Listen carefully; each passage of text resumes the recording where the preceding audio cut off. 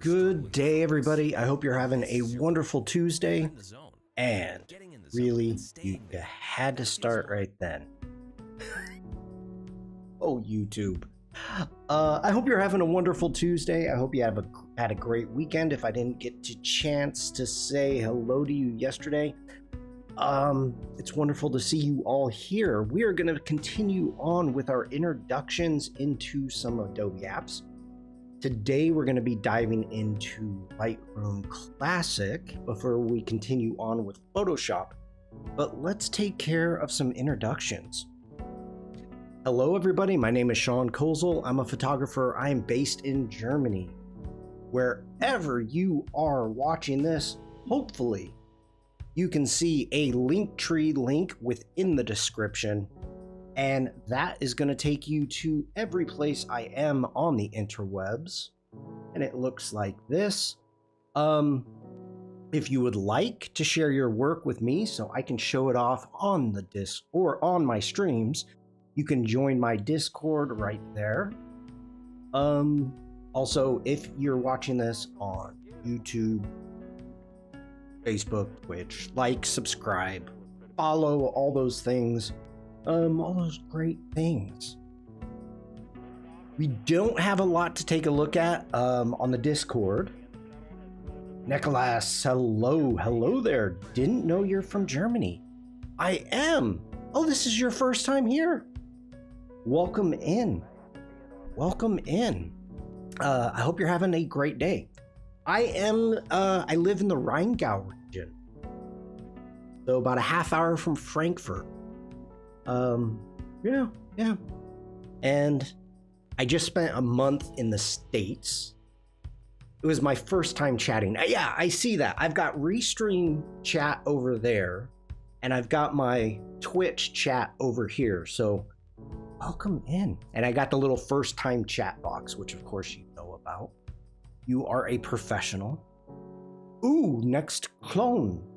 Nice. I love that city. I do. I need to get up there again soon. It's not that far away. Yeah, we don't have much to look at on the Discord, but if you would like to share your work, let's actually jump back into the Discord like Cove did. And we've got Lydia, we have Megan. So if you have any projects or artwork that you would like to show off, we do have community artwork tab right there, and we have a project feedback. So I know we were looking at BC's at Brandon Conley, his work last week, as well as other people's, but I love to show off the community artwork, so please feel free. And just to make sure, if you do have a shop link, very important, I've got shop links here. We want just shop links, no chatting, and make sure to check it out and clicks, because clicks matter. We have Lady Jane and Sandrine and Pennies. So many, Elena also. So we've got a ton of shop links. Clicks matter, so make sure to check those out. All right, I think that is enough about me. If you do have a Behance page, you like what I do, you can subscribe to me on Behance or buy me a cup of joe, whichever, and you can get a cool wallpaper if it opens up from Budapest. This is a piece that I made on Adobe Live. Guess it must have been a couple years ago, but it makes a cool wallpaper. Okay. So, let's get back here. As I started to say in the beginning, every year, and I've been doing this for a few years now, every year in January, I like to go over some of the Adobe apps, like do some reintroductions. I started to get into Photoshop. I had issues because the way my workflow is, I always start in Lightroom Classic, and then I'll get into Photoshop when needed. But I had issues, and I can show this off. So First off, a big shout out. Thank you, Adobe, for being, a community expert. And they helped pay for my T7 2TB Samsung SSD. I had problems with an external hard drive. I panicked beyond belief. So I immediately started doing research and found very nice SSD. So let's go ahead. We are going to dive into Lightroom. And of course, if anybody has any questions whatsoever, please let me know. I don't know why my navigation is closed. So here are some images from Monschau, which is a German village on the west border to Belgium. And this was a recent trip, or not recent. I guess it's been 4 months now. But we are going to go through and talk about everything. Now, number one, catalogs. Lightroom Classic stores all of your information into catalogs. And if I come up and I go up to File, and let's do Recent, Open Recent, and you can see that I have the different catalogs here. I am missing one. Okay, I'm missing a catalog. That is fine. So you can actually open different catalogs if needed. I don't need to. Oh, live stream too. There it is, right in front of my face. So if I go ahead and I hit that, it's going to come up and it's going to say, hey, open catalog. You want to relaunch? And I'm like, yes, please. So go ahead, relaunch. And we're going to relaunch that. Now, this is a catalog that I use. Oh, yep. Go ahead and upgrade it, please. This is a catalog that I use for you, for the community, how I edit your photos. So these are all images that have been sent in. Ooh, these are my photos. Okay, I'm missing a catalog, but that's okay, because we can end up adding stuff here. We've got Iceland photos, we have Malta photos, Switzerland photos. Oh, where was that? Pula. That's Pula. And some Oregon photos. Those are Stion's photos. Okay, so the very first thing, people are like, how do I bring in an image? And let me switch sides here, because this is going to be the first thing that you want. Let me turn off my lower thirds so you can see what's going on. There we go.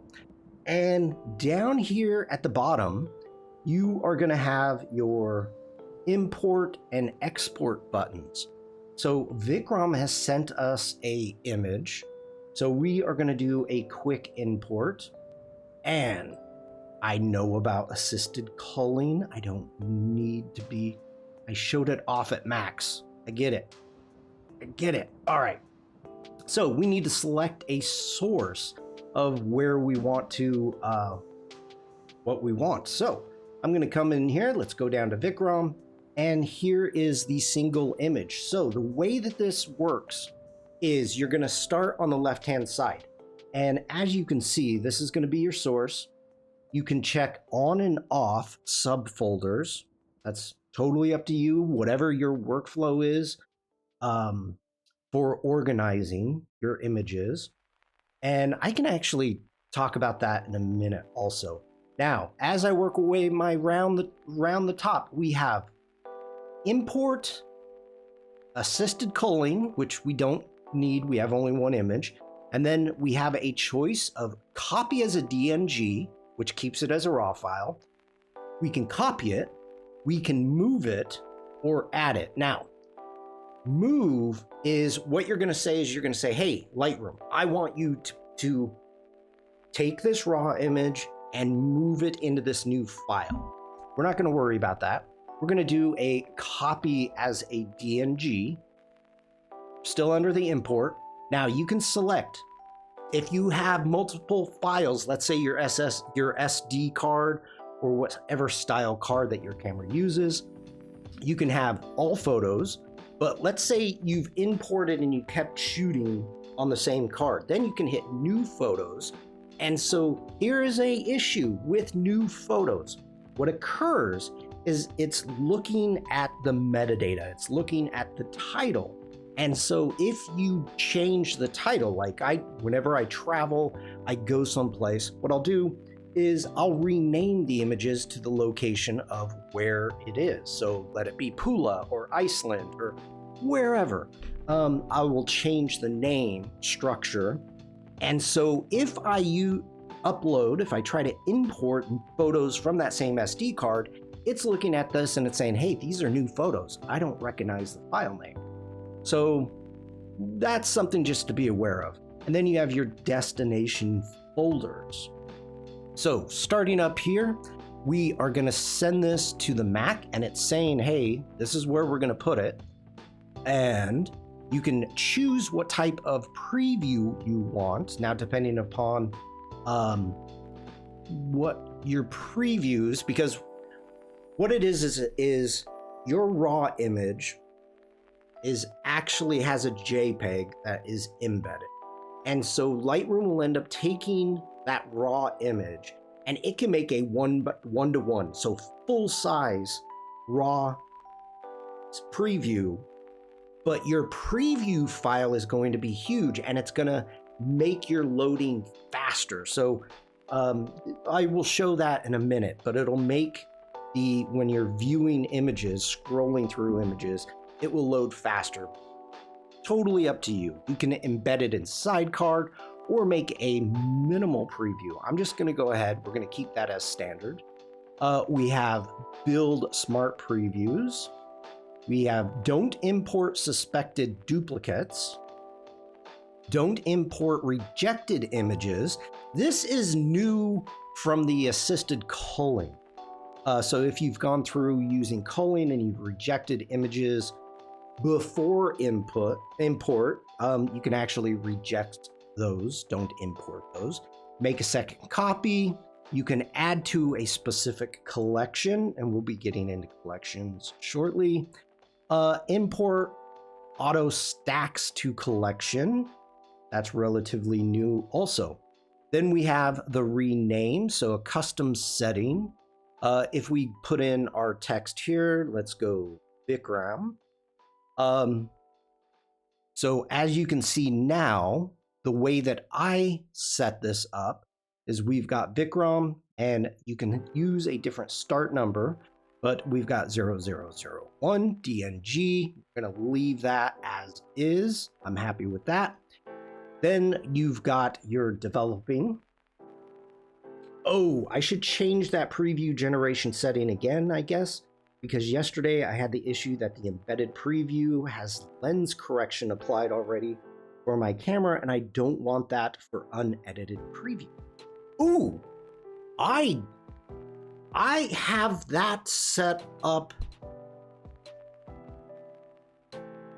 Now you've got me questioned.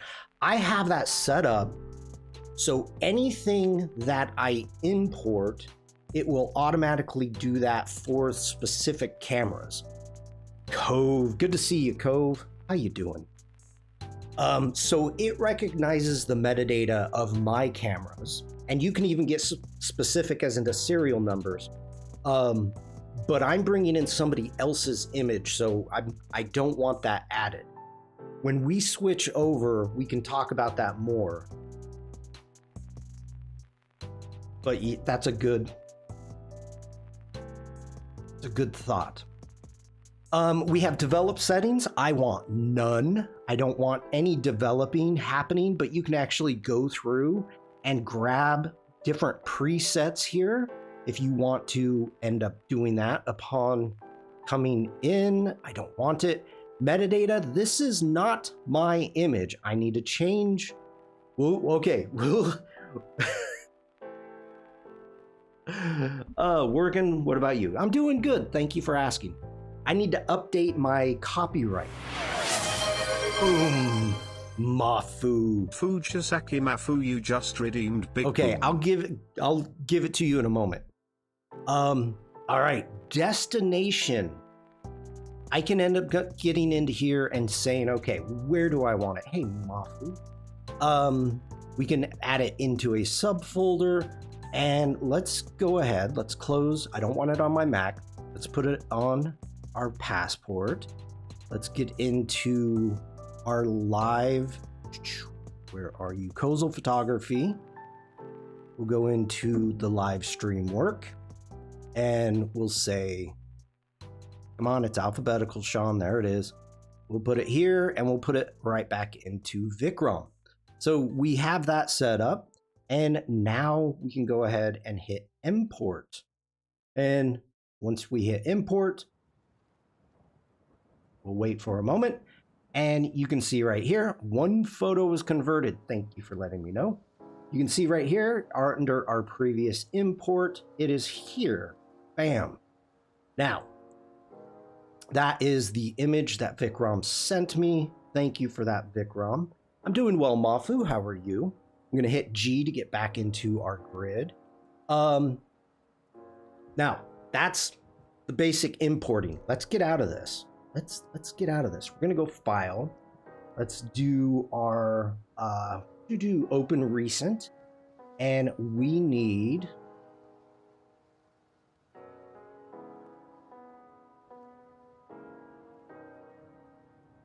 I should have looked. Let's relaunch. Oh, we're gonna skip this time. That's to optimize your catalog, which is very important at times. Ooh. Okay. I think I grabbed the wrong catalog. All right, let's upgrade it. We'll see. Let me switch sides. And let's give Mafu a boom. Wake up, wake up, wake up. Porn addiction There we are. IQ men into silent underachievers. They're highly intelligent, always told they had so much potential. But thank you for that, Mafu. All right.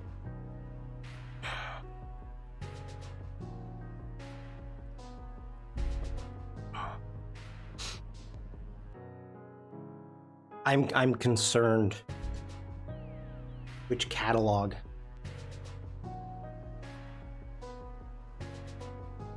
Oh my lord, this is gonna take forever.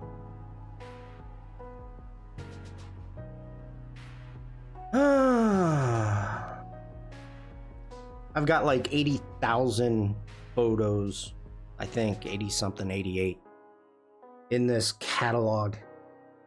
Let's cancel that for right now.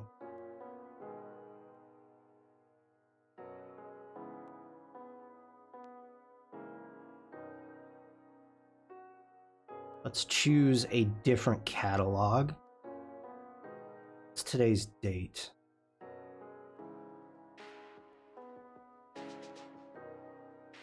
Ooh, that's 2024. Okay.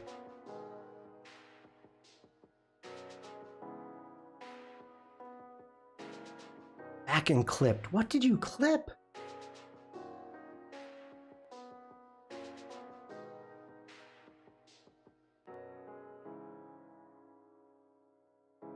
All right. There we go. Now we're coming back. All right. Ooh. I entered the stream and you made a funny sound. I always make funny sounds, Mafu. It was too funny. Okay. So, thank you for the clip. All right, let's go ahead. We are going to jump into our preferences. When you're Glenn, you do. All right. So we are going to go in. We've got a series of preferences. I am not going to go through these all today. But as you can see here, I've got my camera settings set up, and anything that comes in, and I've had a lot more, but whatever comes in automatically, let's close that, let's grab that, hit D for develop, jumping up to lens correction. Very first thing, every single image that I import, it will remove the chromatic aberration and enable profile corrections for the lens. I've got that set up so it's automatically clicked, so I don't need to do that. Are we in the Edit Your Photo episode yet, or is this Introduction to Photoshop? This is a introduction into Adobe Lightroom Classic. I know I started in Photoshop before, but you're moving on. Okay, so we need to get in here and do an update. So let's go and grab. I don't want to actually. Let's do a Command D to deselect.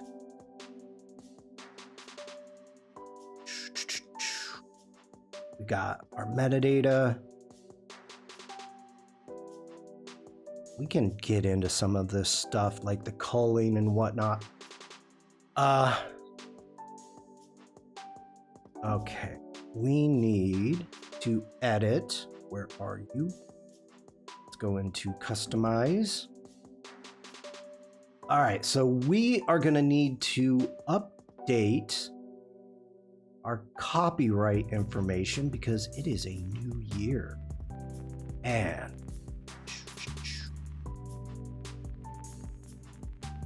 okay, so this is for the customized, and where are you?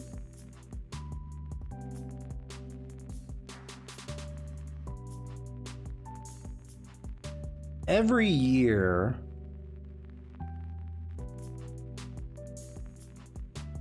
there we go. Get back here.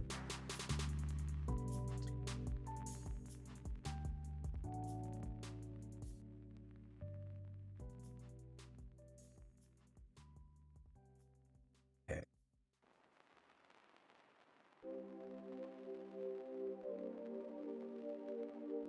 We need to edit that preset. All right, so we're editing our metadata presets.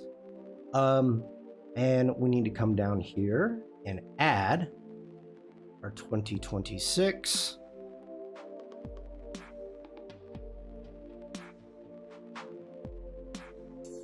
Ensure, seeing what else I want to add. Okay.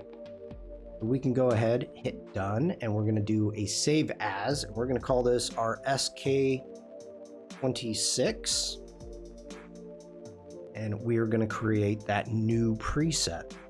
So now, as I'm importing, I can end up adding in my new copyrighted with the correct year. Hi, Umacorn. You are early today. You are early. Okay, so as of right now, we have got everything set up. I've got my lens correction set up for importing, and I have my new metadata copyright with the correct year set up. So we're good to go. Let me move. Let me switch sides again. All right, so we are looking at Lightroom. Was taking a break looking at sales on Steam. Ooh. Do you need a new game, Uma?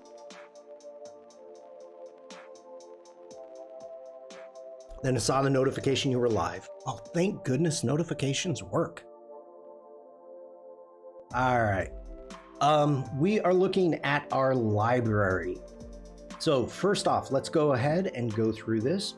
At the top, I'm going to be talking about Lightroom Classic. Now, the Navigator, I love the Navigator. not really need a new game, but they're puzzle detective games. Ooh, I like those. I like those where you gotta think. Lightroom Classic has a navigator. Lightroom does not. I love the navigator. That helps me out a ton. We'll talk about it a little bit more once we get into the develop module. Then you've got your catalogs. Within this catalog, my most recent one, I have 88,829 photos. Now, people used to talk about saying, oh, you could have all these different catalogs for different things and blah, blah, blah, because you don't want to slow it down. Lightroom Classic no longer slows down to the size of your catalog. Knock on wood. Hopefully that stays that way, so keep it that way.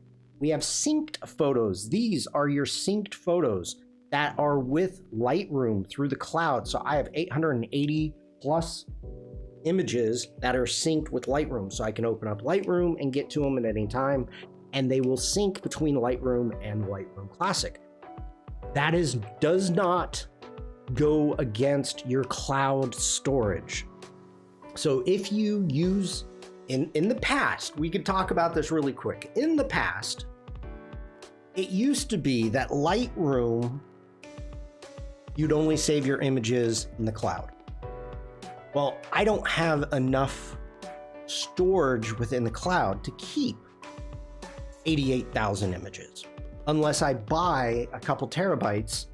But what I can do is I can sync from Lightroom Classic to Lightroom if need be, and it won't go against my cloud storage. It's a smaller file, but any changes, any edits that I want to do in Lightroom will sync with Lightroom Classic and it'll jump back over. So that's what the syncs are. Quick collections, I do not use them. Didn't you just buy more storage? I wouldn't say yes and no. It's a 2 terabyte, little tiny cute little Samsung, a T7. It is more about replacing. So I still on the external hard drive that had a hiccup, it's got all of these images on it.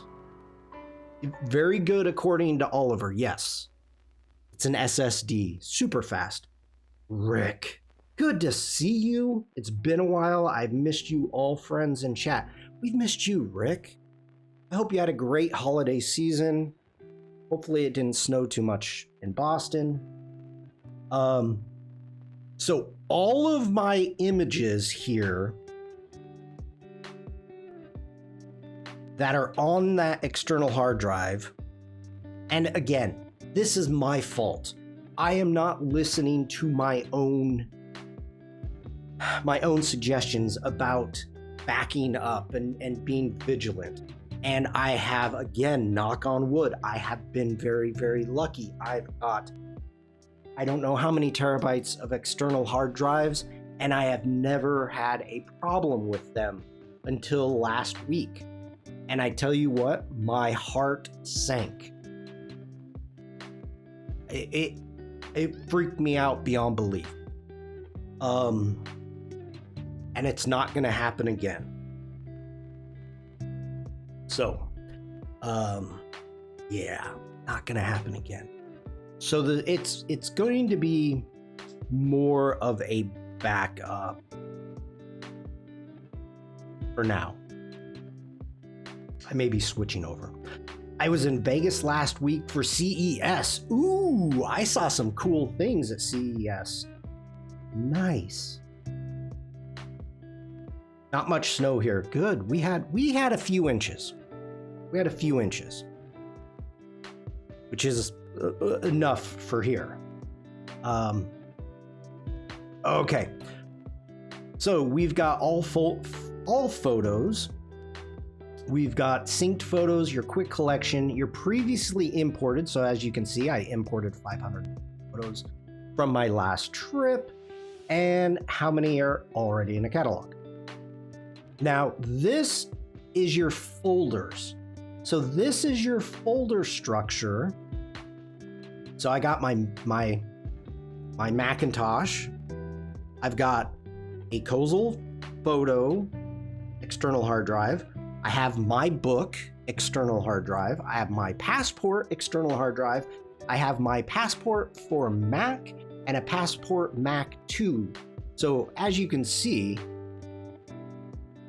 that's 4 terabytes.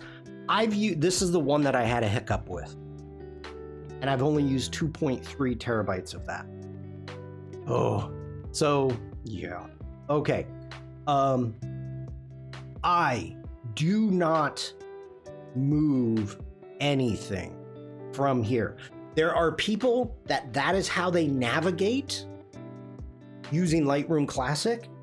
That is not my workflow. I'm not saying I'm against it. It's just not my workflow. And let me do this really quick. Okay, let's open this up and let's open up Italy. Let's look at Florence. Okay. Wow. He's okay, I need to I've made myself a liar already. Okay, here we go. Ireland. As you can see, when I do an import, I make a raw file. I never, ever touch that file. I will make an import. I will make a raw folder. I will never touch that. When I am done, let's create a new folder, and I will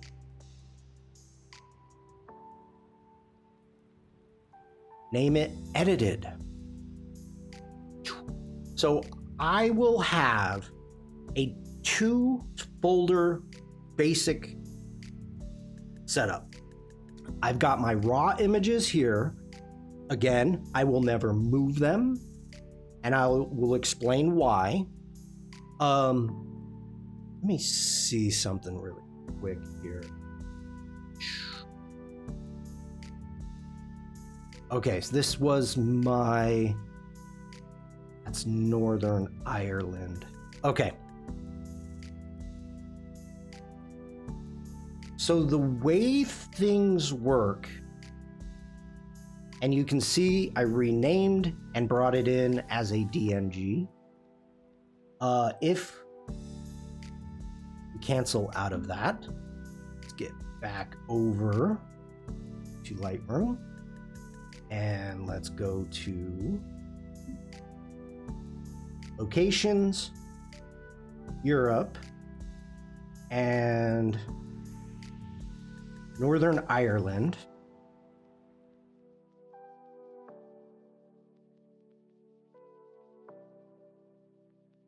Why is it not seeing these? Okay. Interesting that you're not seeing this.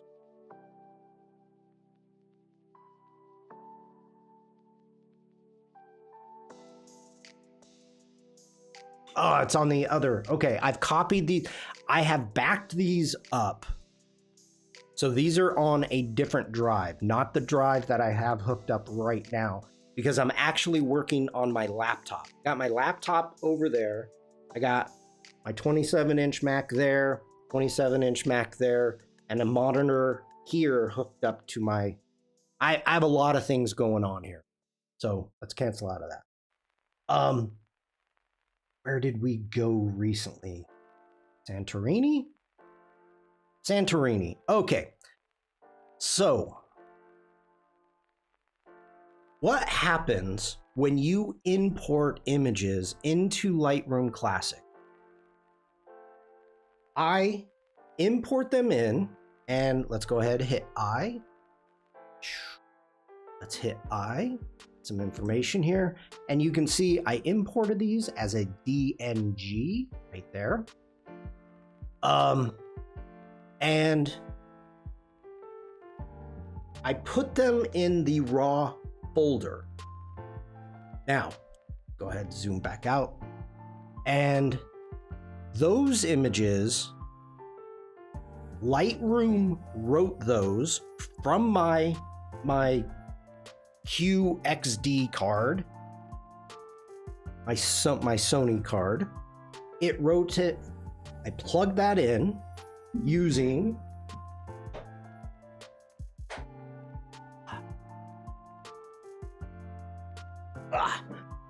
my XQD reader. So I went from my reader to Lightroom Classic. Then I told Lightroom Classic where on whatever, however you save it, where to put those images. Now, again, people have different workflows.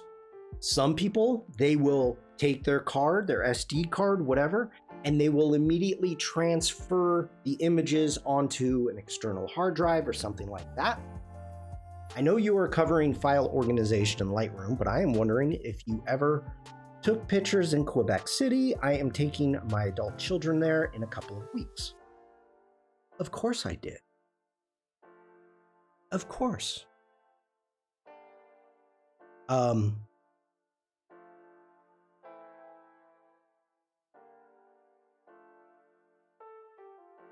Where are they going to be? That was...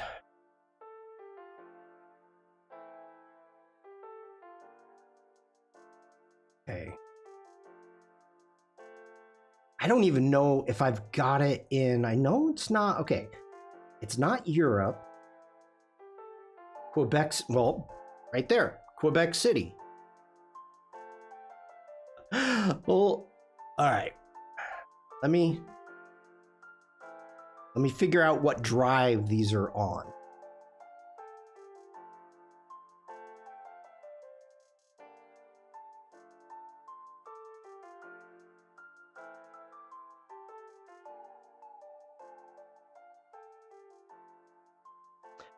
They're on the wrong drive. Okay. One moment.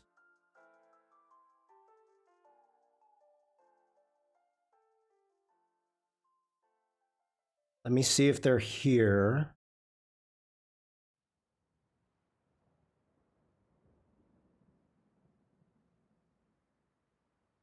It's been a while. It was 2016. 2016! Oh my gosh. I mean, I guess that makes sense because it was when I was living in Boston. So that makes sense. I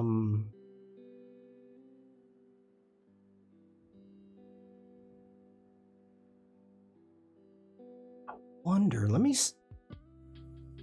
see if I can bring them up. Give me a quick second.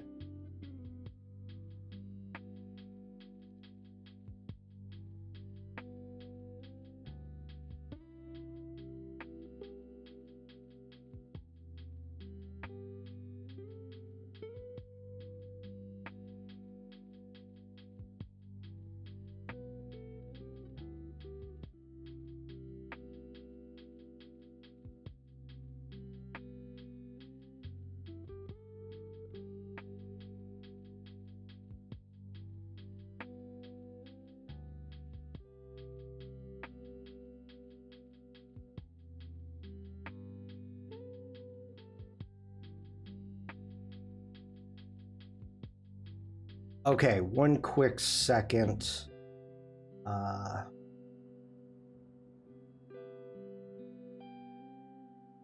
Hopefully, you're not being too sarcastic there. All right. I gotta get this set up really quick. So it's going to be... There's Canada, Quebec City, retouched. And you know what? Let's do it this way. This is going to get weird, everybody. Let's hit this. Okay. Now I'm on a totally different machine. So bear with me, everybody. I'm trying to get this set up. So as you can see, I've got my raw images here, and then I've got my retouched. So it was snowy. You know, it was Quebec City. It was snowy. Not sarcasm. Well, I'm surprised I could come up and find the images from 10 years ago. That's surprising to me. Beautiful Christmas market. Let's see. Huge falls. And it was flippin' cold. It was flippin' cold. All right.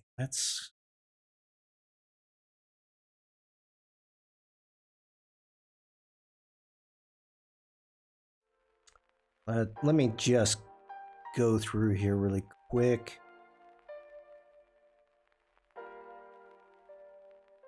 They have, okay, let's do that one. Pretty cool, like pedestrian areas.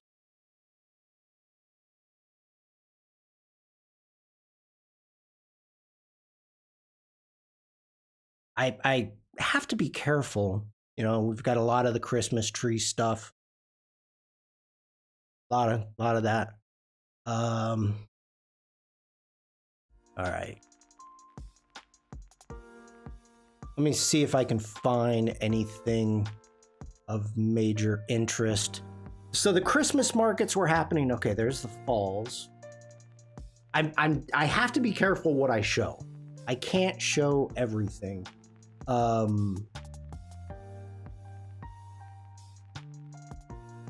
There was some weird stuff occurring that I'd rather not share.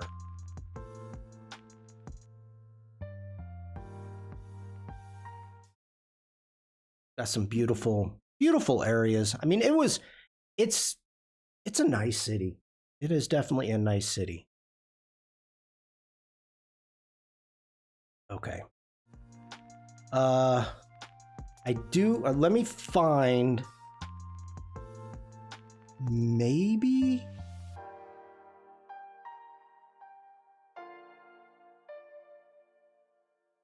I thought I had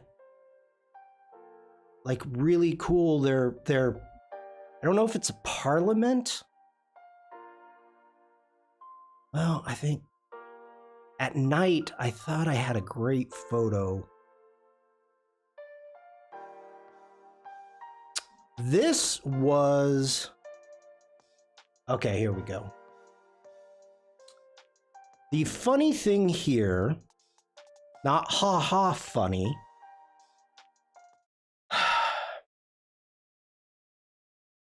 We get ready to leave the hotel. And I'm getting all my gear on. I walk outside and my one of my shoes were untied. I've got my camera slinged, I've got this and that, and I ended up dropping and breaking my camera. So this was Thanksgiving. We were there for Thanksgiving. And right before I took this photo, I broke one of the top knobs on my camera. And I was able to continue taking photos and work with it. But Mrs. Shawn was like, it's Cyber Monday. Buy a new camera. Okay. Okay. All right, so that's Quebec City. Lovely people, lovely time. And cold, of course. So let's get back to the Mac. That's a fun little tangent. That's something I haven't thought about in forever. hopefully they don't hold a grudge, being the Canadians. All right. So just like what I was showing, this is why I don't do anything with the folder panel. I keep it closed, as you can see right here. And you got a new camera out of it. I did. Mrs. Shawn jokes because if you... We got stuck in Chicago one Christmas. We were flying home and I packed my coat. Got to the airport, opened up my suitcase, took my coat off, packed it. Mrs. Shawn is like, "What are you doing? Why are you doing that?" I'm like, "I'm not gonna need a coat. Planes are freaking hot. The coat just takes up space. It gets, I get irritated and I just don't even want it. I don't want it to have to put it in the overhead bin. I just don't want to do that." So we get stuck in Chicago for 4 days. The snow was so bad for 4 days. So we have to take the tram, the L. I think it's the L. Hey, Penny. I will remember to check my shoelaces before I leave the hotel. Yes, Rick, do. So we leave the airport. We had to take the L, I think it's called in Chicago, and into downtown Chicago. And I'm in a t-shirt. That's all I had was a t-shirt. So the next morning, hope you had a good weekend, Penny. The next morning, we get up, we have breakfast, and she's like, "I want to explore Chicago." And I'm like, "Me too." She's like, "Well, let's go get a new jacket." So I went and bought a really nice new North Face jacket. One that I've been eyeing, but I couldn't justify buying it because I have jackets. I have many jackets. And so she's like, "Whenever you want something, it just happens when we're on vacation, and then you have to do it." And I'm like, "Yeah." She's like, "You got a camera out of it, you got a coat out of it, you got," and I'm like, "2 coats." We were up near the Alps hiking, and I was checking the weather. I vigilantly checked the weather, and I'm like, okay, the weather's going to be perfect. It's going to be great. So all I had was a fleece. I had a fleece jacket. It was pouring down rain. So I'm like, I got to go buy a rain jacket. Okay. Getting back to Lightroom. So, I know some people end up dealing with folders. Okay, so in Adobe Express, they have this new video clip maker, and you upload a long stream or something, and then it breaks it down. And I've taken a half-hour, 20-minute video that I made and put it into Adobe Express, and it ended up giving me like 6 2-minute clips. It does a really good job. I seriously wonder if I do that here, because I am just on a tangent bus. If I use that here and end up trying to get clips, if we're going to get like Quebec City clips, if we're going to get buying a new camera clip, if we're going to get getting a new jacket clip, or packing suggestions by Shawn. Too funny. All right, so within Lightroom Classic, instead of using folders with my organizational skills that I've got on all my hard drives is doing pretty good, but within Lightroom Classic, I love to use collections. You can see that I've got, let me make this smaller. We can even go location smaller. So I have Adobe, Animals, And then I can open up animals and see animals, birds, butterflies, deer, puffins, Ross, that's my brother-in-law, snake house or whales. I've got from Lightroom, I've got locations, I've got Europe, then I've got subfolders of subfolders of subfolders. So I've got Europe and I have all the European locations. I've got the US, I've got Quebec City because that doesn't fall into either one of those. We've got our travel locations. Then I've got nature, people, smart collections, sport collections, work. And then I come down here and you can see that I've got all of these different ones that I use to navigate. So I even created a folder for Maddie because every now and then I send Maddie images that she can use as a reference if she would like. So this is how I organize. This is my organization within an organization. Get back into our collections, Europe's.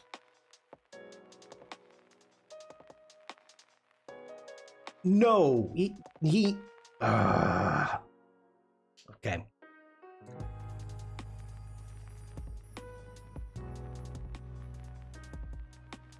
So Mrs. Shawn's brother is a hunter in Iowa, where they have a lot of deer. In fact, he got within 45 minutes, he bagged 2 does. Or 2, however, whatever country you're from. And so he has trail cams. And he sent me these 3 images and was like, hey, can you beautify these? And I'm like, hey, of course I can. So I took the images that he had and photoshopped them. So made them nicer. But these are the original images. And then snake house. Do we have the whales? Oh, that's on a different drive also. Okay, fine. Fine, let's get back to Santorini then. Back to Santorini. Let's scroll down. Now, publishing services. You can download different publishing services. Switch size.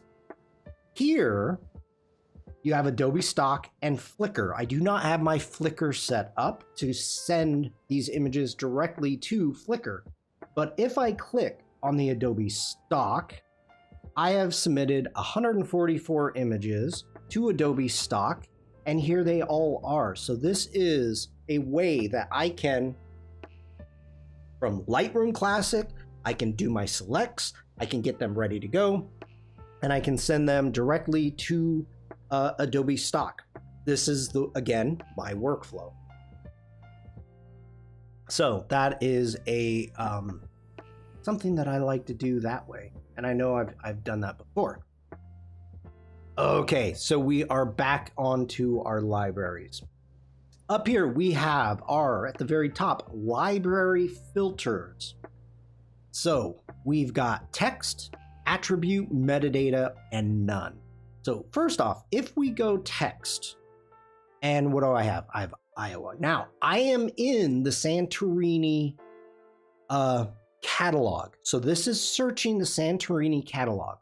And in the text, you can select file name, copy name, title, caption, keywords, alt text.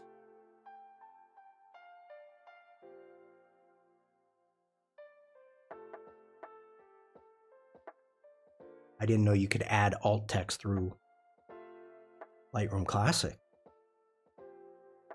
Jane would be happy to know that. Extended description, searchable metadata, searchable IPTC, XREF, and any searchable plugin fields. Now, I love me some keywords. We'll be talking about it soon. Obviously, there's nothing there for that. Let's see, are there any cats in Santorini? That I tagged cats. There's not. Are there any boats that I tagged? Not a cat boat, but a boat. I didn't tag it. So with the keywords, you can see over here under keywording, I've got the year and the locations. Now I also have lines. So this is something that I did. What's a cat boat? I did this for Adobe Live. When the remove power lines came out, I was on Adobe Live to show it off. So these happen to be photos that I used on Adobe Live to remove the power lines. So I keyword them lines so I could find them quick and easy. Get back in. Now let's go ahead, cancel out of that, and we're back to none. Attributes. This is where you do your tagging. So as you can see right now, I've got 3 stars. Okay. So if I go through and up here at the top, I've got my 3 stars. What we have is we've got our select, unselected, or a deselect, ones that you don't want to. Now, for me, the way that I do tagging is I use stars for the photos that I want to select and edit. And my basic, when I see an image and I'm like, I want to edit this, I give it 3 stars. That's my starting point. Depending upon which way I go, if I like the image after the edit, I may give it 4 or 5 stars, or I may downgrade it if I did a bad edit. Totally up to me. Then, if I'm going to be sending it to Adobe Stock, I will start using colors. And I don't think that I used any colors here. So we can go through and no images are 3 stars. Okay, we're gonna hit none, get back in here. And to way to do that, so if I go ahead and I select that image and I've got it selected and I go ahead and hit 3. I just gave it 3 stars and you can see the star rating right there. I can hit 2, change it to 2 stars. Okay, we'll leave it at 2 stars. Then I can use the 6, 7, 8, 9 key. So if I turn it 8, it turns it green, and you can see it's got a green border. If I deselect that image, now it's totally surrounded by the green. So this is a good way if you are trying to organize in very specific ways. Like for me, if I'm going to submit something to Adobe Stock, I will give it a color. And if I come back down here to Adobe Stock, you are going to see all the different colors. Almost all of these have some type of color. And a lot of the times what I will do is I will choose like a red or a purple. And then after I submit them, I will turn them to green. I forgot to do that up here, but you know, it's already submitted. It doesn't matter. And again, this is nothing to do with Adobe Stock. This is just organization skills. Or whatever your workflow is. So let's go ahead. We're going to hit 8 again, and that removed the green label. All right, so that is the attributes on how to search and find things. If I keep this selected and I come all the way up and we hit all photos, so now I am getting into all 88,000 photos. And if I go in and I say our attribute, and we want, nope, let's do text. We're gonna go into text. Text. Let me close down the attributes, and I've got keywords, and let's do bird. Nice and simple. We are going to get we've got owls, and then we've got some that are on other drives. I've got images everywhere. I mean, these date back to 2013, 2012. But if we scroll down to newer images, you are going to see probably, okay, there's shooting down on the Rhine. We come up a little bit. We're going to have puffins. So this is a quick, easy way to find stuff. But you have to actually remember to keyword. I like the star idea, starting at 3, then adjusting with edits. Yeah, that's something that I've always done. Now, is this going, I'm going to give, Lightroom has like AI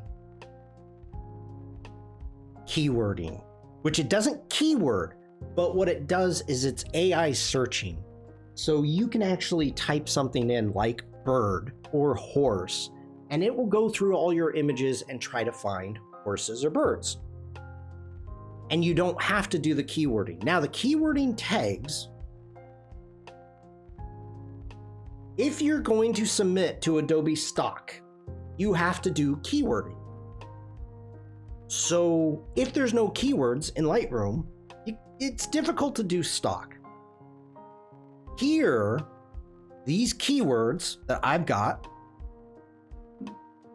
as you can see, I've got the year, animals, birds, fairy, Iceland, island, ocean, puffins, travel, Westman Isles. Those keywords are in the metadata, so if I bring those into Adobe Stock, those are already there, and then you can add up to, 25, 30. I think I go too broad when I organize, then it still feels like a mess. I have that problem too, Penny. I definitely have that problem. Where's someplace that I've gone recent? Let's do Slovenia. All right.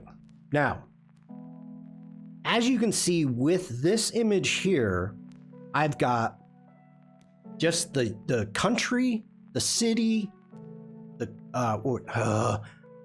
continent, city, country, travel. That's all I've got there. I do not have architecture. I do not have building. So if I was specifically looking for this building, it would be difficult to find. That is extremely broad. Same thing here. I don't have bridge. I don't have clouds, sky, people. So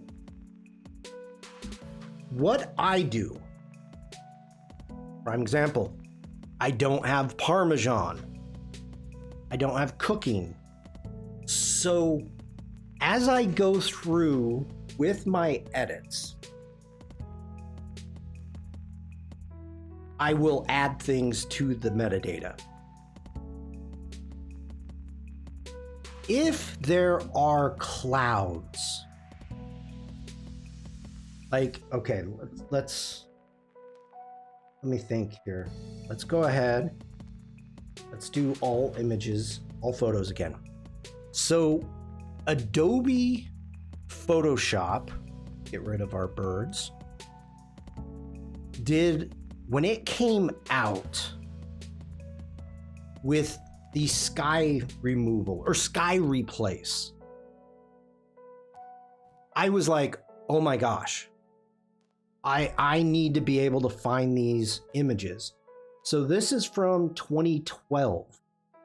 This sky is from 2012. These are from Athens. Yeah, that's Athens. Where's this one? That's Athens. So I started going through and jumping in and really getting, making sure that I'm getting sky, that I'm getting clouds. So when I want to import my own clouds, like, these are ridiculous. I'm going to be able to find different clouds So when I end up going in and doing a sky replacement, they're my clouds. Whoa, I'll be right back. Hold on.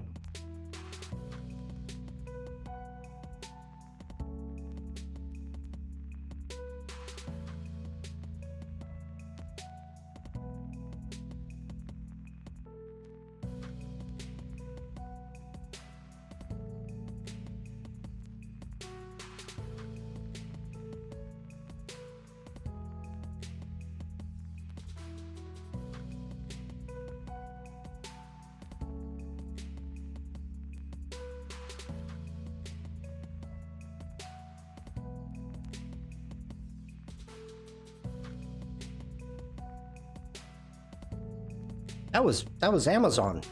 I didn't know I ordered anything. So when something comes up, I've got all of these. Let's scroll down. Get down to some that are actually here. Are you serious?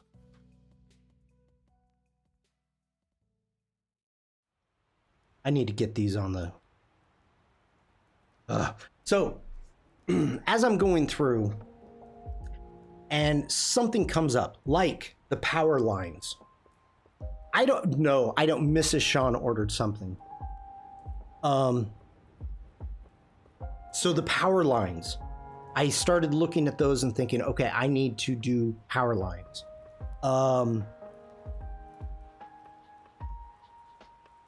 If sky replacement came out, now I'm like, okay, I need to remember I've got some cool clouds, I've got some cool skies, if I want to go in and replace them. So it's kind of one of those things in the back of my mind. If I have a need for it, possibility in the future,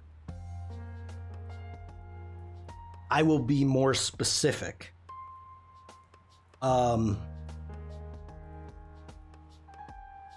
Like this one is a prime example.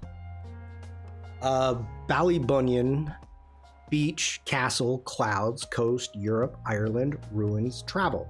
I don't have grass. I don't have waves. I don't have ocean. Sunset. I don't even have sunset. Like, come on. Come on. So that's a big thing. That's a big thing that if you go through and you have a need, that's when you'll start remembering keywording differently. So very, very, very important. All right, we talked about the text. Let's get back in. Let's go ahead and select that one. Hit none. Okay, now we're gonna stay with, let's get into our metadata. Now the metadata, you can go through and customize this beyond belief. I've got it set up, I'll show it to you right now, but I've got it set up just by year. And you can open this up and set it up by month. You can even go in and by day. So it's telling me that I took I took photos on the 3rd, 7th, 12th, 26th, and the 28th of February, 2023. So I've got photos. It tells you the number of photos that you have over here.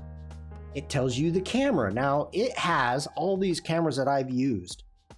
So Canon PowerShot, a GFX 505, which is the Fuji, iPhone 6, Nikon 500, a Nikon D800, Nikon Z6, an SMG930, I believe that's a Fuji also, and unknown cameras. Then it has all the lenses that I have used. Then we've got color labels. So if you want to edit this, you can see that we've got date, month, day, file type, flagging, rating, exported files. So you can actually go in and take a look at which files you've exported. You've got your label, you have keywording, you have your edit, then you have camera, camera serial numbers. So there are people, hey, Robert, good to see you. There are people that will have the same camera. That way they can have a consistency. But of course, each camera is going to have a different serial number. You've got your lenses, your focal length, shutter speed, aperture, your ISO, flash state, your GPS data, which I do not use, map location. Then you've got location, city, state, province, country, region. You have creator. Are they copyrighted? Job. Then you have the type of develop, the editing that you did to it. And you can do none. So you can edit each one of these panels to your heart's delight, to whatever it is that you want. So again, it can be a very helpful way to find stuff. Now, let's get down here. I need to get all of these. I need to do some work. I need to do some work, I tell you.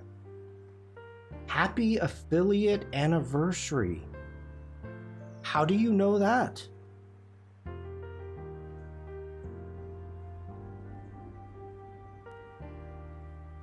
How do you... I don't even know that.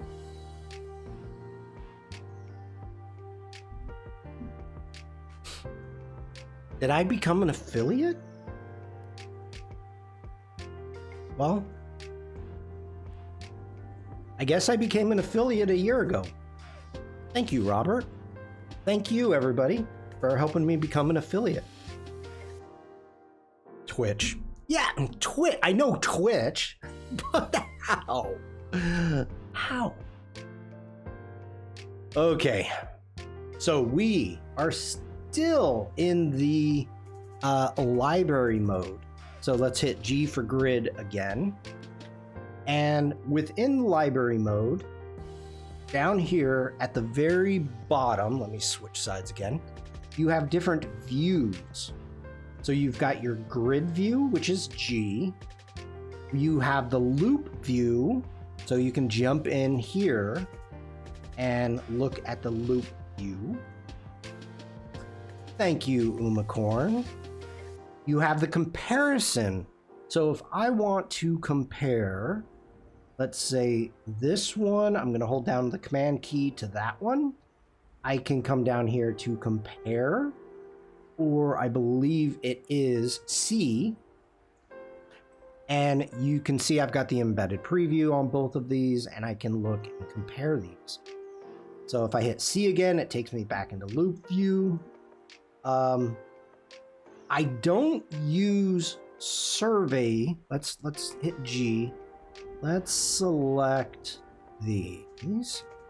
Hold shift, select those. Get into survey. You can check out multiple images. If I go F for full screen, that's going to give me the full screen of selected image, but you can see these all together. And the last one is people. I am not going to select people. I am not. Now, the spray can, this is cool. All right, first off, next to it, you have captured time. So I have all my images are dated. So it's done by capture time. If I wanted to switch it around and I want my newest at the top, I can do that. I don't like doing that because when I'm traveling and I have an itinerary and I'm going through my itinerary, I like to make sure things add up. I have day 1 to day whatever. So, all right, now the spray can. If I go in and let's put the spray can back really quick. Let's do a command D. We're going to deselect everything. If I select it, you can see down here, keywords pop up and it says a bad spelling of waterfall. I don't want to do that. So you have a choice. You can do a keywords, a label, a flag, a rating, a metadata, settings, a rotation, or a target. So if we do a label, and I want to make these purple for whatever reason. Now, I can come through with the spray can and just move my mouse around and spray these. So you can do that with keywords. If all of a sudden, let's go ahead, let's put the spray can back. Let's grab these and we're gonna hit, let's get rid of, why are you switching these to?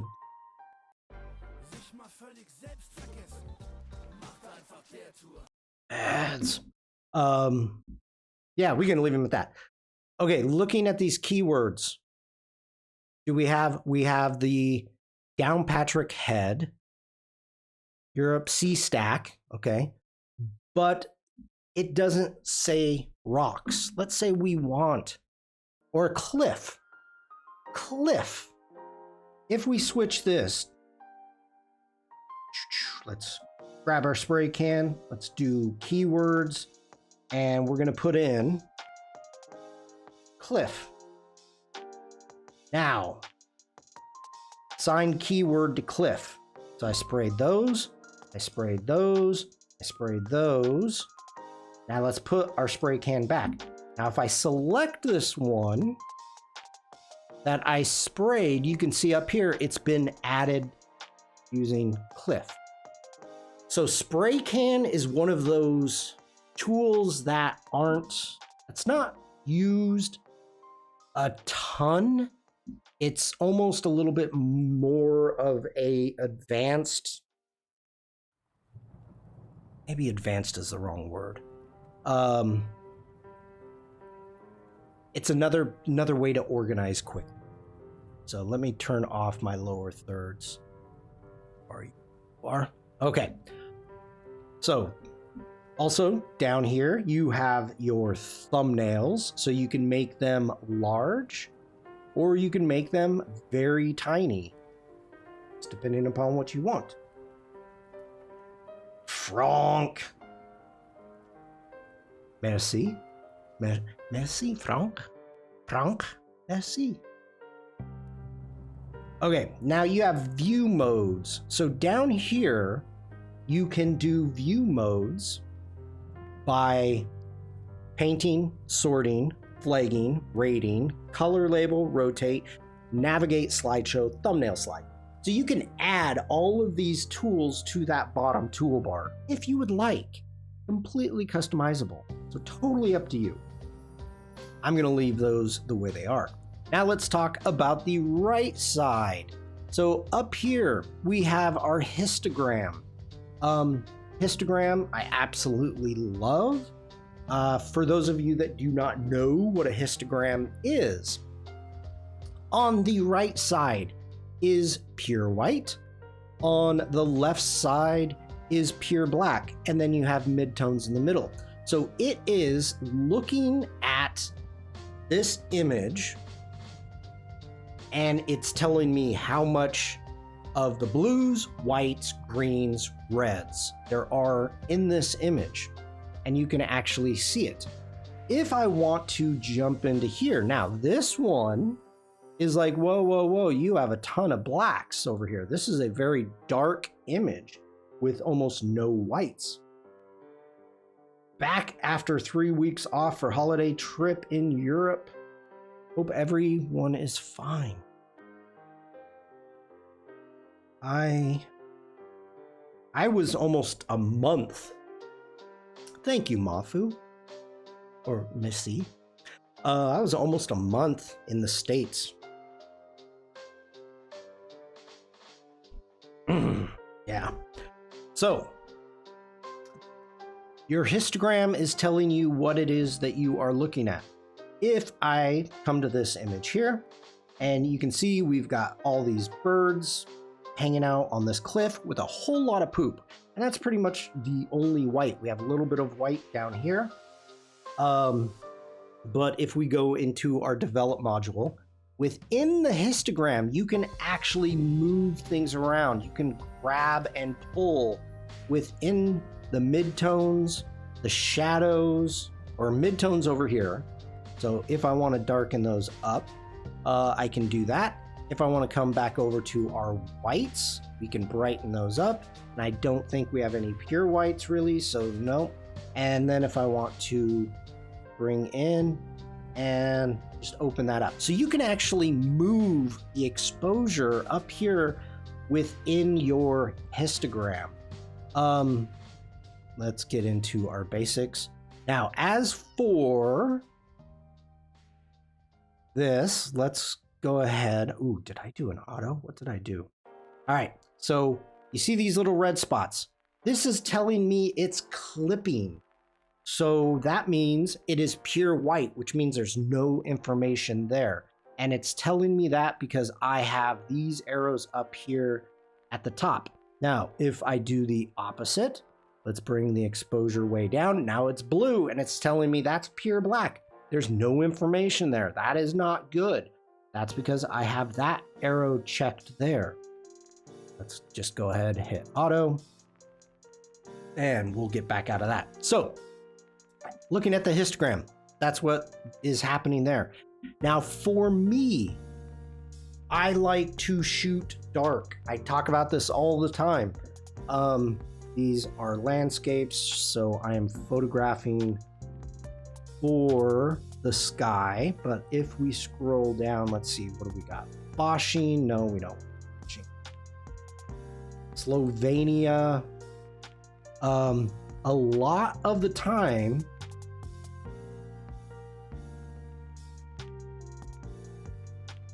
I will shoot dark. If we go into develop mode, you can see. Oh, come on now. Where'd you go?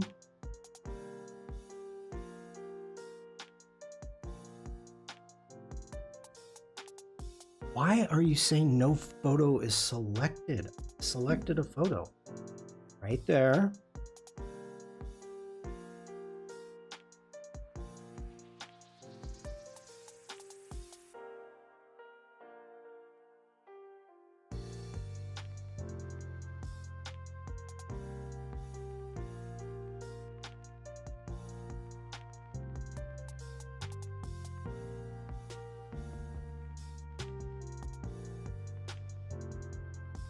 What is happening to me?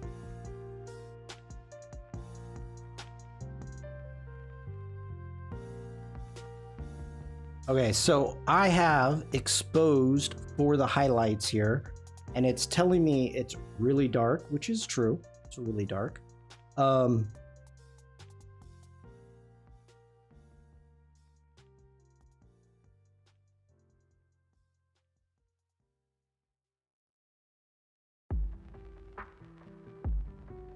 Something strange is afoot. That's okay. We're gonna move on. Okay, we're back into the library mode. We're looking at the panels. Let's jump in and grab something that I haven't done yet. Is London in here? London is. So this is from when I was at Adobe Max. And so I've selected a catalog. You can see it up there. I've selected London. And if I go into the auto culling, okay? So first thing what I need to do is you will see the assisted culling early access. Let's open that up. And what do I want you to select? Well, let's select subject. Eyes, I have no really eye focus or eyes open. This is really, really good for portraits, but we're gonna take it a different direction. Soft, sharp, your focus, you can select that. Then you can reject documents and receipts. So if you're like me, the only time that you use your cell phone for photos is by taking pictures of documents and receipts.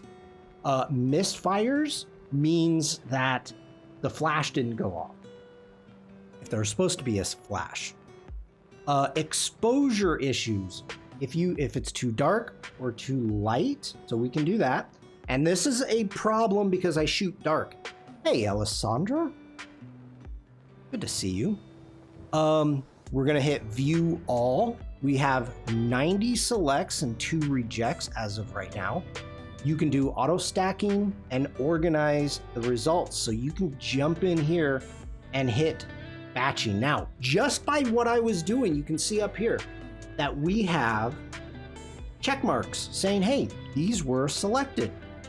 And let's see, there's 2 rejects, but let's do an auto stack. And we're gonna stack by visual similarity.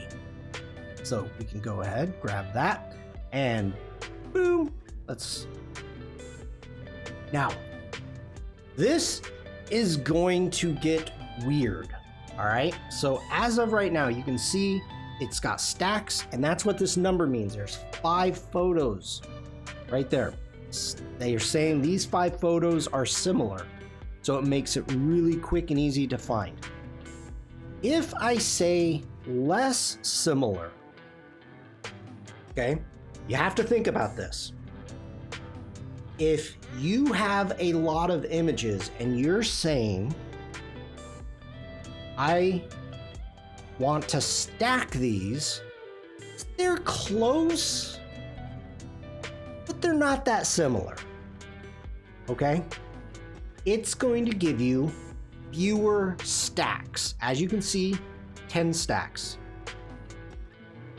If I say I want them to be more similar, so again, this one, the train, there's 5. It stays 5 because they're very similar. But now we have more stacks because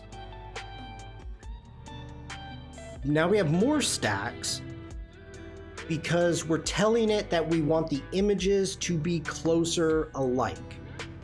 So that is something to think about, but I love this feature. You can go ahead, hit stack, and as you'll see what I'm talking about, if I unstack these, boom, these 5 are very similar. It's just a different location from where the train is. So let's select that again and stack them. Same thing with all of these. This tower slide thingy. Okay, come back and restack those. I probably would have done more similar and brought in the basketball players together. But again, this is a quick, easy way to help you cull. So that is your assisted culling. It's new since Max, and I absolutely love it. Culling scores. You can go in and you can do focus, subject focus, eye focus, eyes open, and you can get scoring from the photos. So that is very cool. Now, does it group bracketed series automatically? Culling does. Okay, what Rick is talking about, bracketed. So let's go ahead. Let's go back to Slovenia. And let's get into the Alps because I definitely was bracketing in the Alps.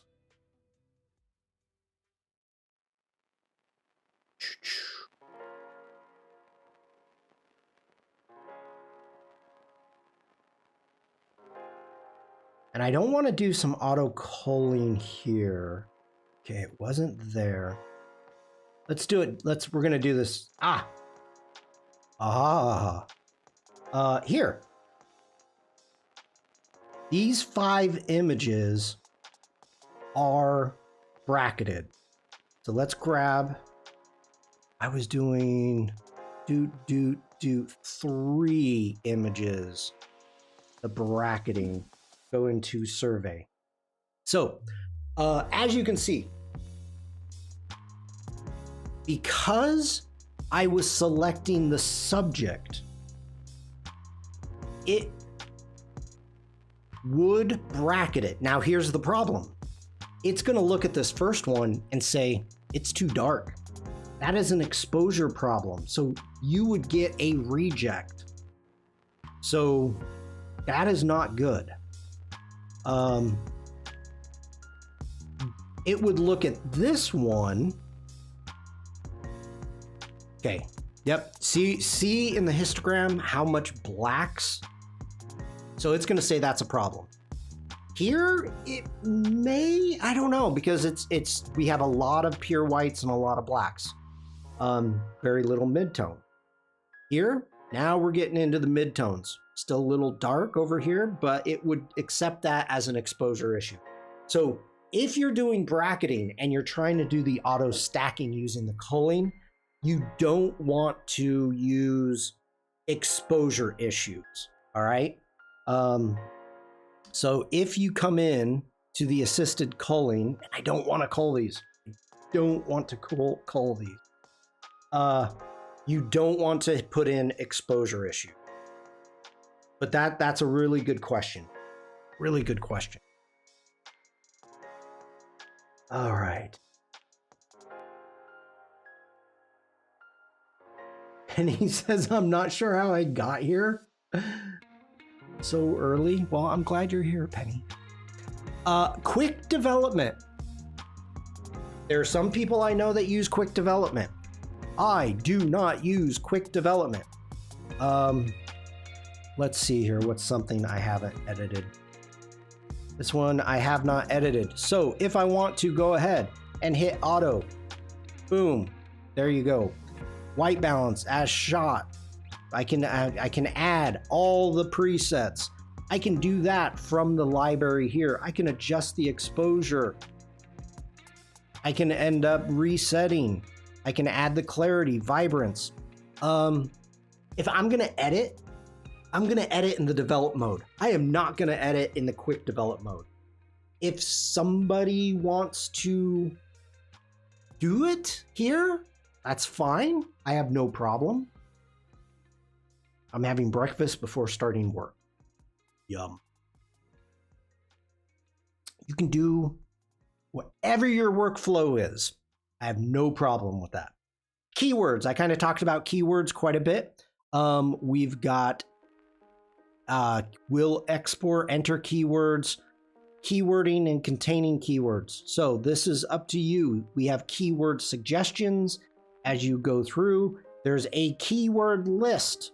So all of these words have been added. Add a hair light, add a reflector, abstract, airport, alum. We've got names, American Cemetery, amphitheater, aqueduct. How many are here? I have no idea. Basement, the Basilica in San Pedro in Benscoli. I probably just totally slashed that. We have, and I spelled Depot Bay wrong. It's supposed not Depot Bay. It's supposed to be Depot Bay. Whoops, Black Forest, boats. So this is the words. I have 445 photos with butterfly. California, I have 78. Why do I have 78? When was I? Keywords is for the same as naming layers. Possibly. I love to name layers. I've got 168 cliffs some more. And YouTube ads. Let's see here. Coliseum. So let's go ahead, hit that arrow, and boom, it's going to take me into those Coliseums. And it's not going to find them because it's on a different drive. Let's go ahead, uncheck that. It said uncheck it.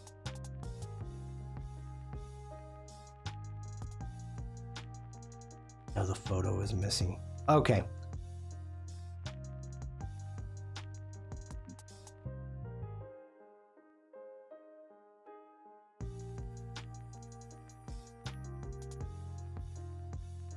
And this has taken me back to 2015. This is the last time I was at the Coliseum, I guess. All right, so those are all the keywords. You can see I've got, whoa, we're lurking from Mafu. Tons and tons of keywords.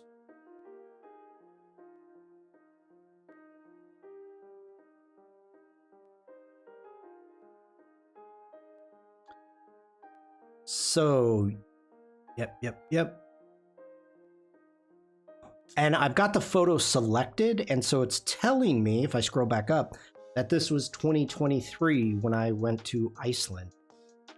All right, then we have metadata. I talked about the metadata. You've got presets, and you can go through, change your presets, edit. As you can see, I added today the SK26, so it's the metadata copyright. For that, it gives me the metadata that I want: capture date, file dimensions, and the camera used. Copyright right there, making sure it's my name and where it's located in the folder. You can add comments. I don't add comments, but all right.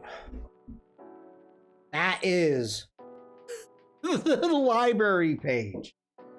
So the library page, just to kind of give you an overview, this is where, upon importing, you can add keywords, information about your photo, and then within the library, that is where you can go in and find all of that information and edit and add more. So, where do we want to go? Do Scotland? Venice? Yeah, let's do Malta. Malta. All right. This is a freaking ton, I tell you, people. A ton. We're going to get into the develop module. Let's go ahead, hit D, or you can come up here and hit D for develop. Some things to talk about. If I right click at the top on that bar, you can turn off and on things if you want to use a map. I don't like to use a map. Pennies were lurking. Thank you, Penny. I don't want to use a map. Slideshow, don't need to. Web, don't need it. Or you can have hit all. So you can actually change what is actually visible there. These little arrows, you have them on all four sides. If you want to get rid of your banner, you can close it. And when you want it to pop out, you can hover and it'll pop out. Or you can just click on the arrow and have it come back. All four sides has that. As you can see down here at the very bottom, there is the camera roll. Now, I have the camera roll closed because I am notorious for working on a photo and clicking down here for whatever reason and jumping to that photo. It's just me. I make that mistake. So I don't want to do that. You've got your different monitors. Let's talk about this really quick. So you've got your different monitors. You can jump between monitors. If you have two monitors, if you right click, and let's zoom out, this is what it's going to look like, and it's going to be on your second display. Some people will be working close in, far out, and so however it is that you want that done. But normally you'll have a second monitor for that. Let's go ahead and close that down. Again, we've got the grid mode. You can jump between the photos quickly if you need to using the arrows. It's telling you, oh my God, I'm blocking the whole thing. Down here, love Malta milk balls.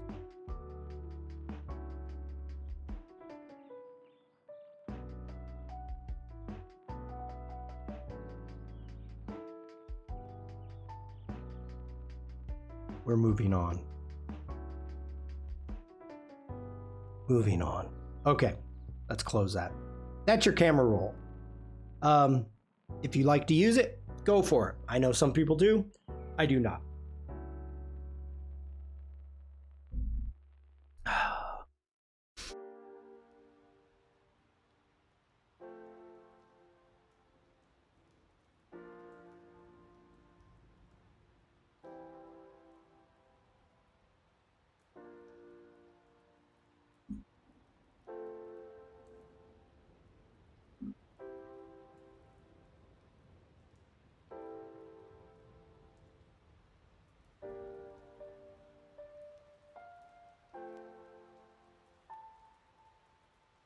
Okay.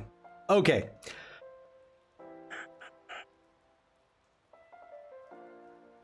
Milk chocolate. Gotcha.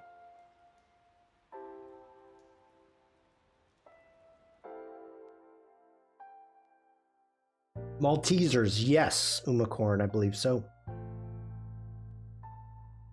All right.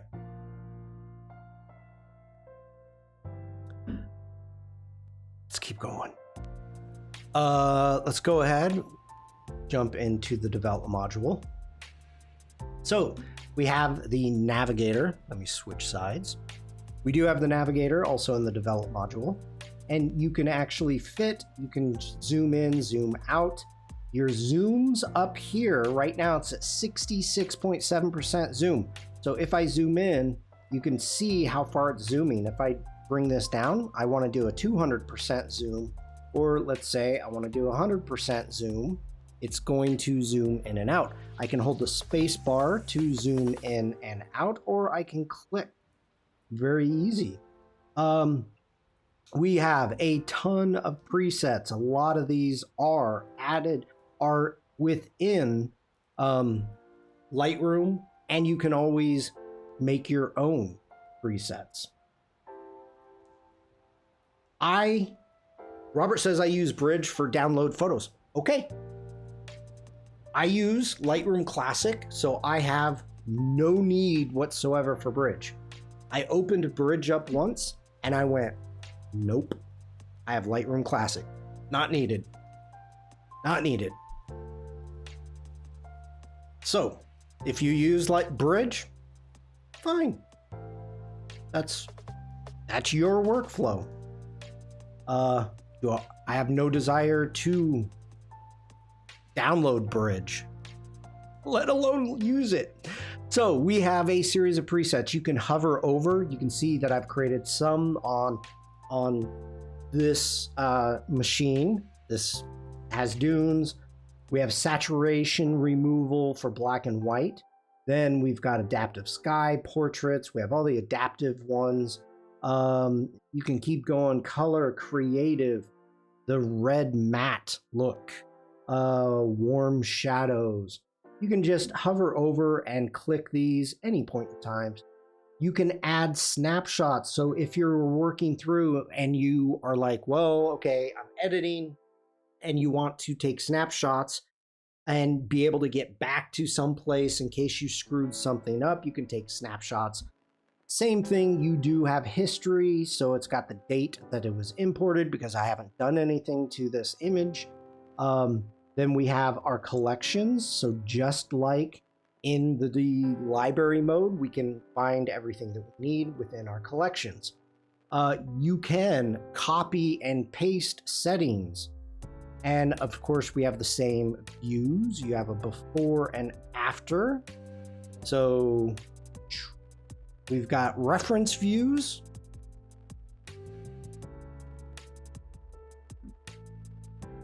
I don't know why that opened up. And then you have the before and after. Let's get out of the reference view really quick. And turn that. Yeah, just hitting G. Okay, so if we come into here and we're in develop, don't want to be in reference.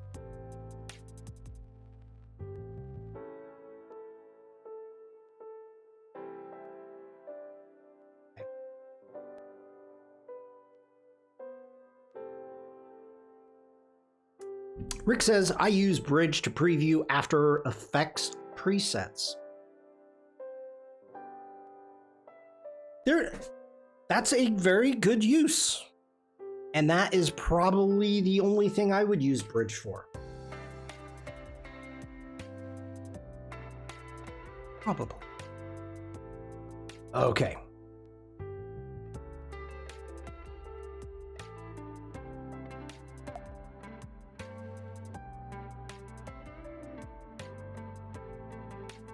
Oh, come on, Shawn.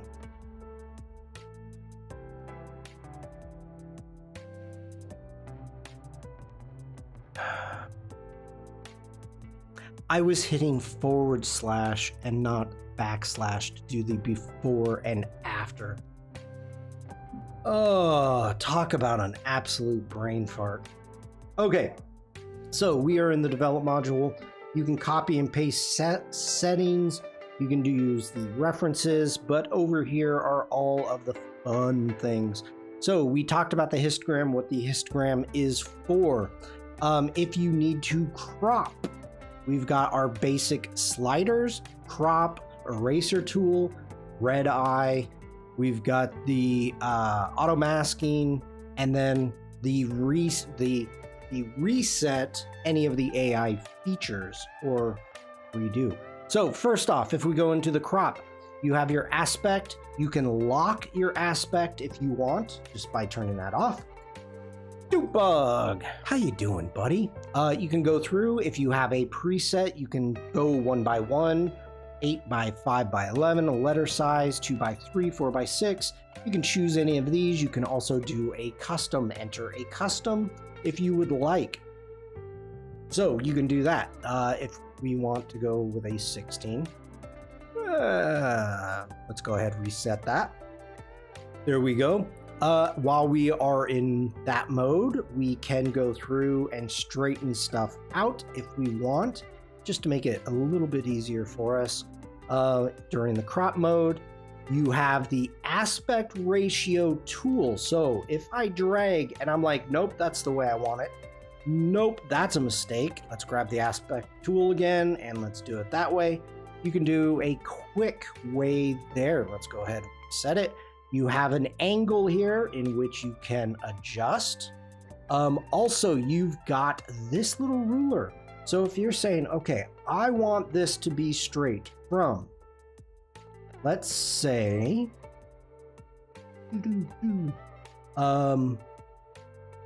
usually I use this on a horizon, but we're going to try this just to see how it works. I see the corner right there. And if we say there, no, let's do a Command Z. Oh. I think for this one, because there's not really a horizon, we can eyeball it. We can cheat it. You can constrain to the image, and you have your tool overlay. You can have it always on, you can have it never on, or you can have it auto. Now the overlay is the 3 by 3 grid that you see. If I hit O for overlay, you can scroll through all the grids that you like and finding the one that you want. If you hold Shift and hit O, it is going to give you different options. Not all grids have options, but some of them do. Here's the 2 by 3, 5 by 7. We've got that grid. Which one is it? It's this one. So I can hold down Shift and O and it will flip it back and forth. O for overlay. So you can figure out the one that you like, the one that works for whatever it is that you're editing. We can always hit reset, go back. Now, that is going to be the crop tool. If we go into the remove tool, let's hold down the Shift key and zoom in. So with the remove tool, you have the remove tool, you have the healing brush, and you have the clone brush. You have the size of your brush, or of course you can use the square brackets to make them bigger or smaller. Now, clone, you have a size, you have a feather, and tool overlay. So let's say I want to clone this out, and I want to clone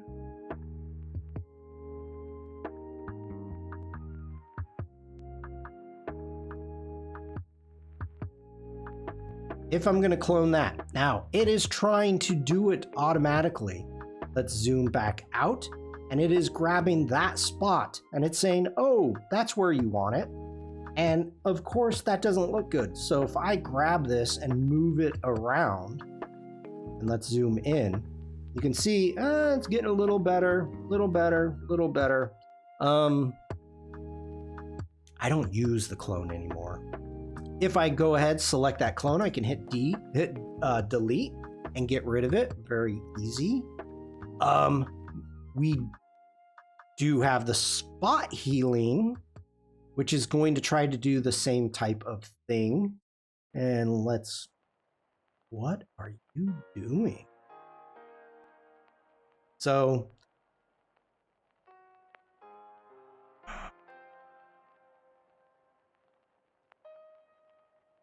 why was my brush so freaking small? All right. That's not good. That's just not good. It's trying to guess where to take it from. So let's go ahead, select that. Then we have the new remove tool. Hey, Megan. The new remove tool, and using the scroll wheel, we can use the remove tool just like in Photoshop. So if I say that I want to remove some of these bags, oh, what did I do? What did I do?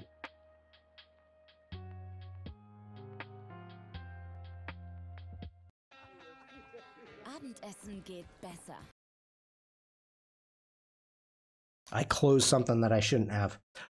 Okay, so we want to remove these bags. So I can come in here and see what is going to work better. Let's just jump in here and boop, there you go. So it did a better job. I mean, if we zoom out, you wouldn't know those bags were there. So let's go ahead. Whoa, get back here. Zoom back in. If we do a before and after. So yeah, it did an okay job. But let's get back into the remove tool. And out of that, let's select that and delete it. Now, if you want to detect objects, let's try it again and have it detect like those bags and see how well it does. Analyzing.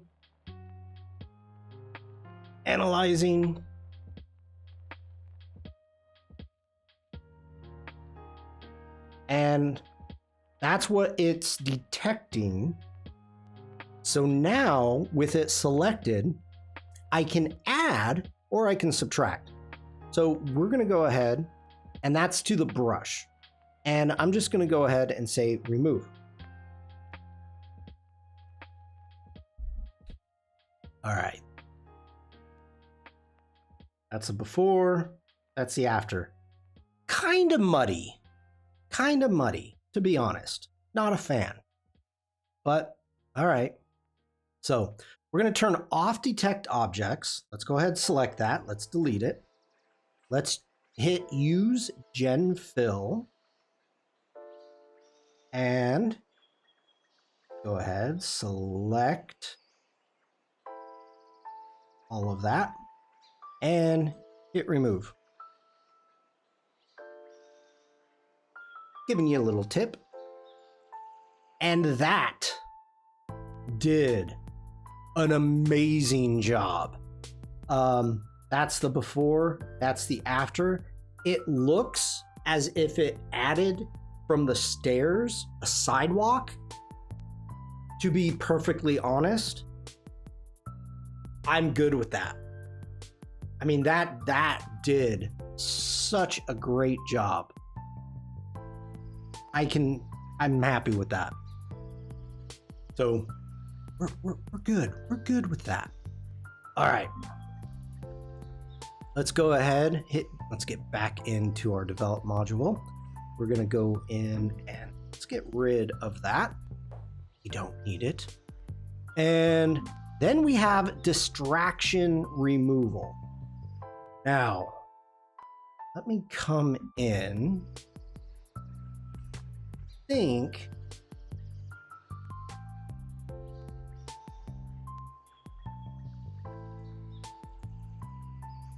I need Adobe. Okay. Adobe Max.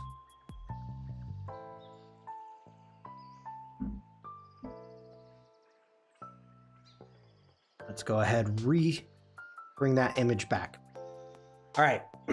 This is one of the things that's kind of difficult to do. We've got this reflection. I'm at the airport and I'm shooting through a large window. So if we go in, we hit remove, we've got our reflections, and let's apply this, and that fast, it's gone. Absolutely amazing. I can reverse it, and it's showing me what the reflection was. So if for some reason, this is what you want, you could actually do that. Otherwise, you've got the before and after. Did a great job. Did a wonderful job. If we say, let's see if there's any, like I see a bunch of dirt up here on the windows. Let's see if it thinks it's dust removal. Let's let it do its thing. And this is, I've talked to the team about it, and you can see all the spots, and the circles are the ones it removed. Maple Glades, hello, hello. Good to see you. I hope you had a good weekend. So when I talked to the team, the Lightroom team, about this, that I was shooting through a dirty window. I removed the reflection, and then I wanted to remove the spots on a dirty window, and thinking it was a dust, using it as a dust. Now, sensor dust is very, very specific, and they uploaded tens of thousands of images with sensor dust to teach the AI what it is. And the very first thing, you have to think about the focal plane of where you're at. So sensor dust, being on the sensor, is nowhere near the focal plane. So there's a very distinct dust image that can be visualized as sensor dust, and you know what it is. Now here, these are actually in the focal plane. This dirt. So right there, the AI is like, nope, that's not sensor dust. Nope. So that is kind of the interesting thing. And the Lightroom team was like, we never thought of using dust removal to clean a window. Like that never crossed our mind. So I don't know if that means they're gonna look into it. I don't know. But that's where we're at. So the before with the reflection and the after, it removed a couple spots, but it did a good job on the reflection. So I'm happy with that. Let's get back out. So if we want to remove people, let's see, we have at Adobe Max, probably a lot of people. Maple says, so recently I saw a guy trying to remove power lines as a distraction in Lightroom. Are power lines a thing the Lightroom team is considering tackling for removal as well? Because right now it's people, dust, and other things, but not power lines, which seems to have to be manual. So the power lines is in Photoshop. So yes, you have to remember, or there are things that the team puts into. Okay, let me rephrase that. They're thinking about it, because if it's going to be in other features, other apps, Adobe Camera Raw, Photoshop. I did at Adobe Max when remove power lines. Let's go to Santorini. I did the remove power lines using this image from Santorini on Adobe Live, showing it. So if we go into the remove tool, people and reflections, that's what we've got. So in Photoshop, and all right, yeah, that's what I thought. In Photoshop, you can remove power lines, but might as well try taking them into Lightroom as well.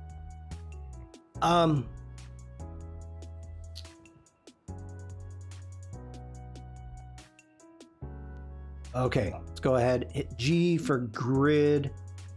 Let's take, I mean, this is, oh, dang you, YouTube.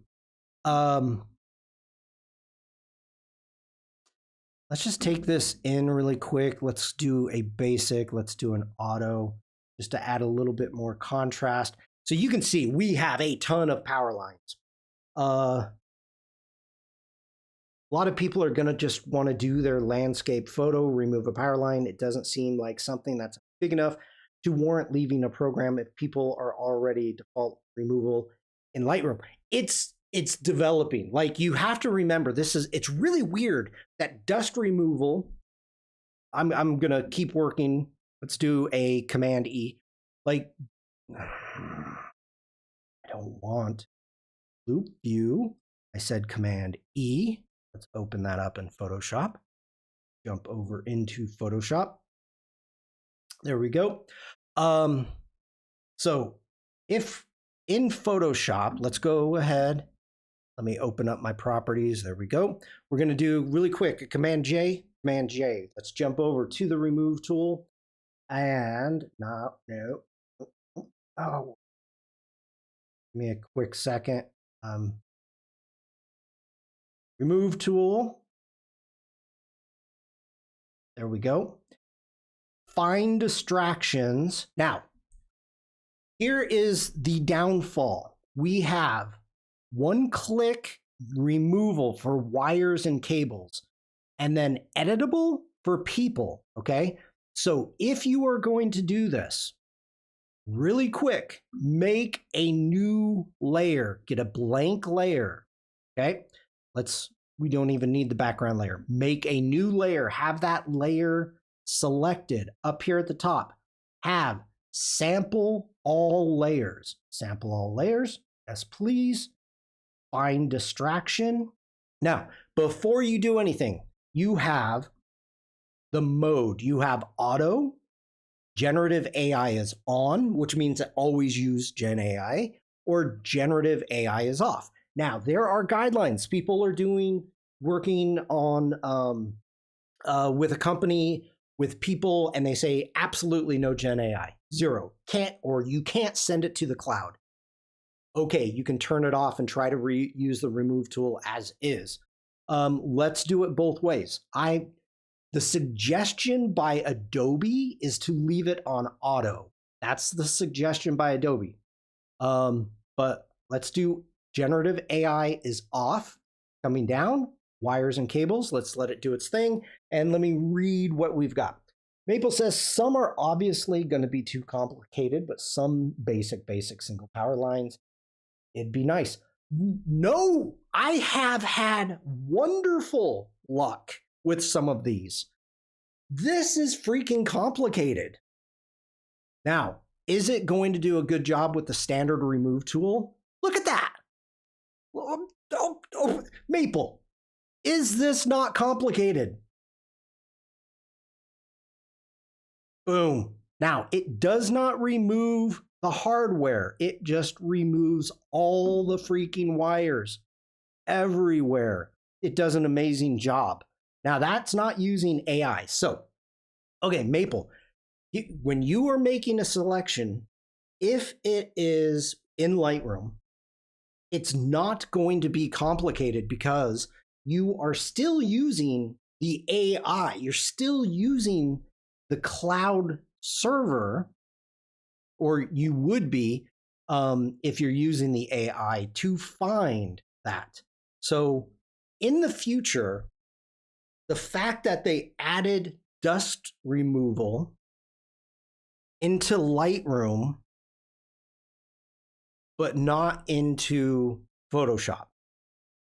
And this whole wire thing and remove people.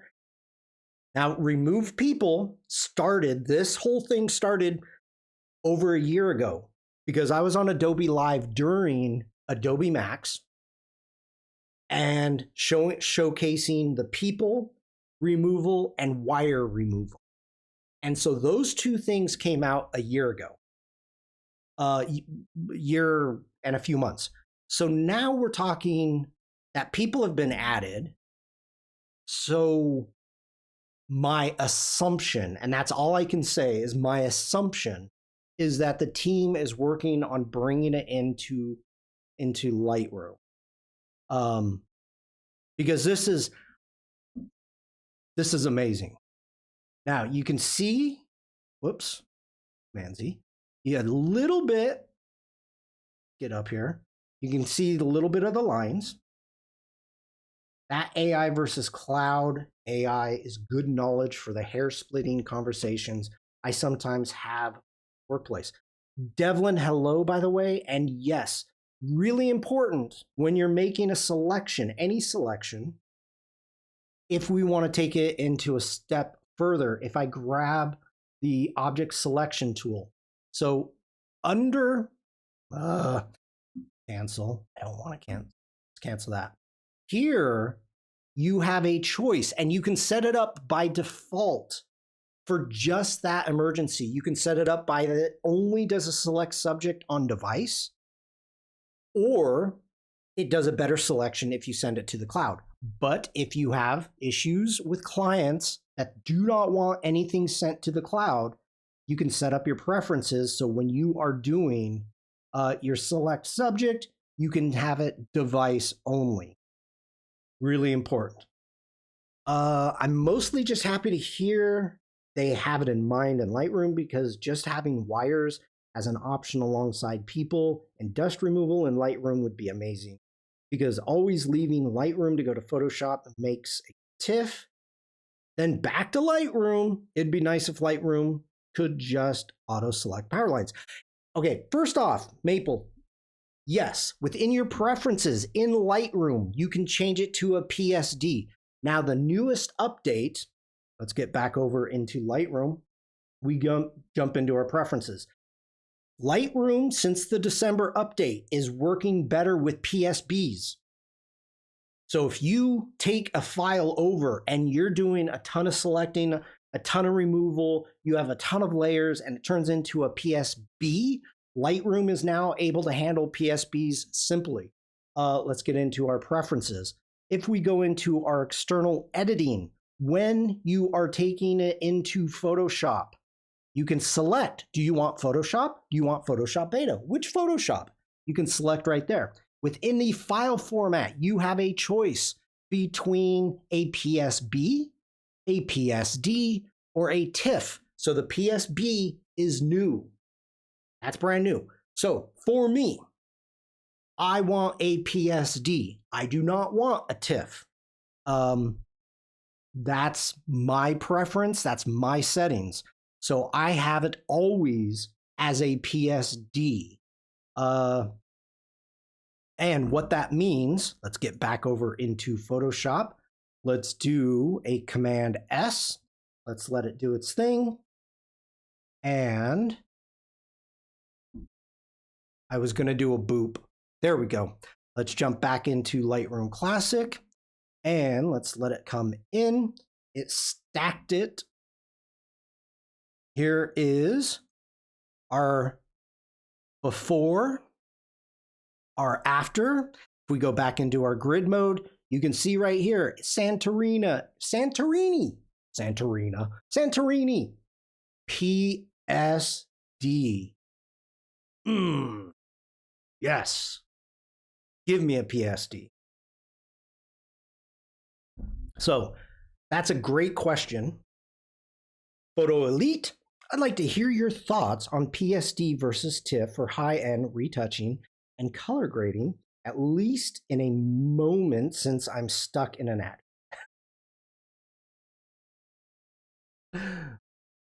Um,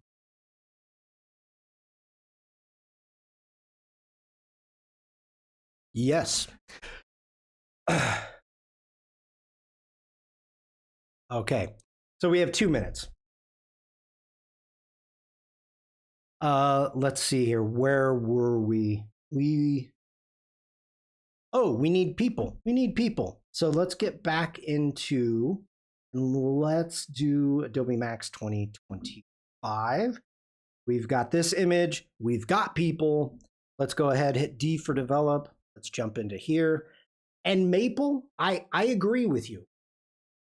I do agree with you that it would be nice to have that, the wire removal.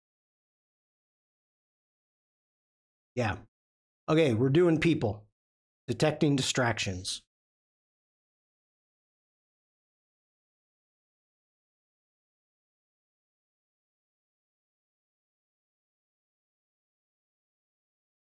Oh. Ooh. Was at 3 a.m. when the something went boom and my fridge decided to go bye-bye. That's not good. That is not good. Okay, so this did not do a good job. Now, I understand that it's looking at Kevin, and I don't know who Kevin is talking to here.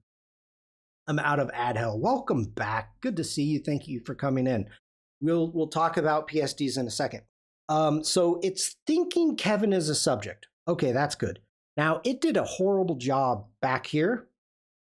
Did a horrible job with this dude. He's definitely not the subject. I don't mind at all that they left these people here. But it did not do a good job. So we're gonna go through.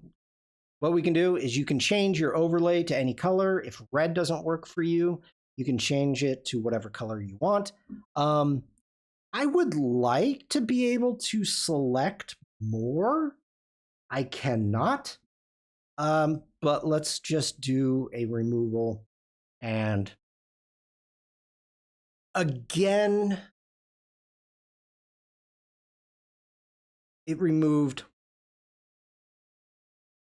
it literally removed one person and put in a hand over here. Look at that. Why? There are certain things that I consider heavy lifting. And going back and forth between Photoshop is not an issue. Here's my thoughts.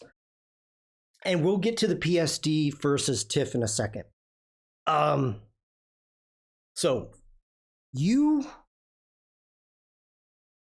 the selection and masking that has come into Lightroom across the whole spectrum of Lightroom is amazing.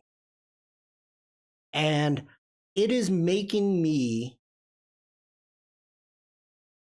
spend more time editing in Lightroom and not going over to Photoshop for certain things.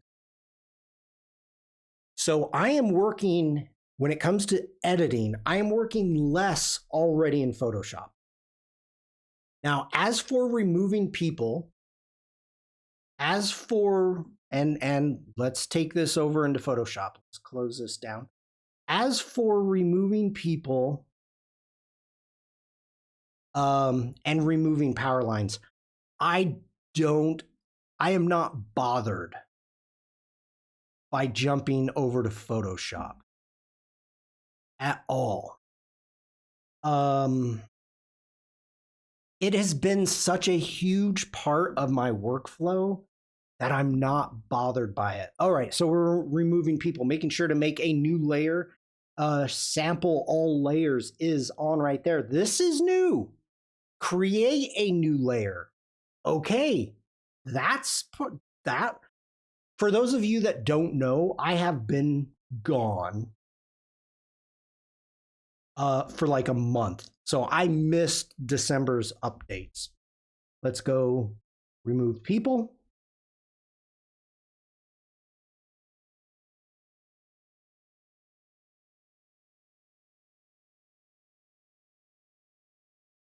They still did a horrible job. It only got, why is this image so tough? Like, why did you not get her? Look at all these people. All these people.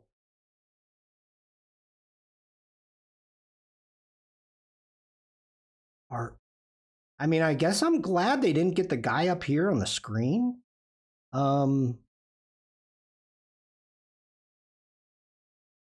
Why?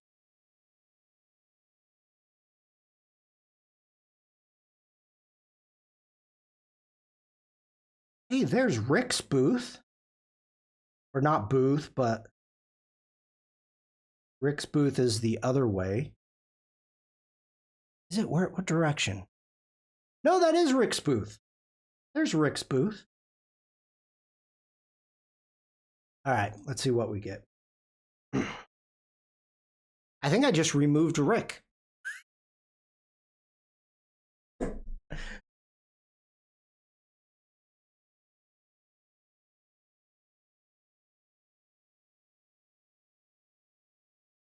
It added a person.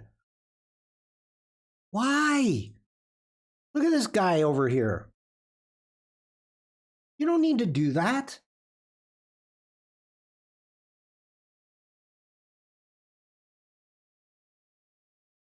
It did a bad job. This is not a good job. This is not a good job. I mean, it did an okay job over here by Rick's booth, but should have known. Okay, let me see what Photo Elite's question exactly was. I'd like to hear your thoughts on PSD versus TIFF for high-end retouching and color grading, at least in a moment, since I'm stuck in ads. All right. The joy of AI. Yeah, you have no idea what you're getting. No idea. And this is a recommend. This is why you still have to have basic skills. You have to be able to get in and fix those things. Like if it's going to get me 75% further, okay, thank you. But also you got to make sure you can do the rest. So gotta keep those skills up. AI is just a tool. And sometimes, like in this case, it's a real tool. All right. So to begin with, and I know you know this, anybody with photo in their name is going to know this. Shoot raw, shoot raw, shoot raw, shoot raw, shoot raw, shoot raw, edit raw, shoot raw. So not knowing your workflow, talking about coming back and forth between a PSD and a TIFF. I'm freaking loving many of the AI tools present, like Remove Tool and such, but yeah, having the skills to manually do all that jazz is so crucial. It is. I absolutely agree 100%. Because you never know what's going to happen. Like some of the people that are being trained today, if all of a sudden your client absolutely says it can't be done in the cloud, it can't be used AI, it can't do this, it can't do that, and you don't know how to do it, you're screwed. So, yeah. Okay. Now, I prefer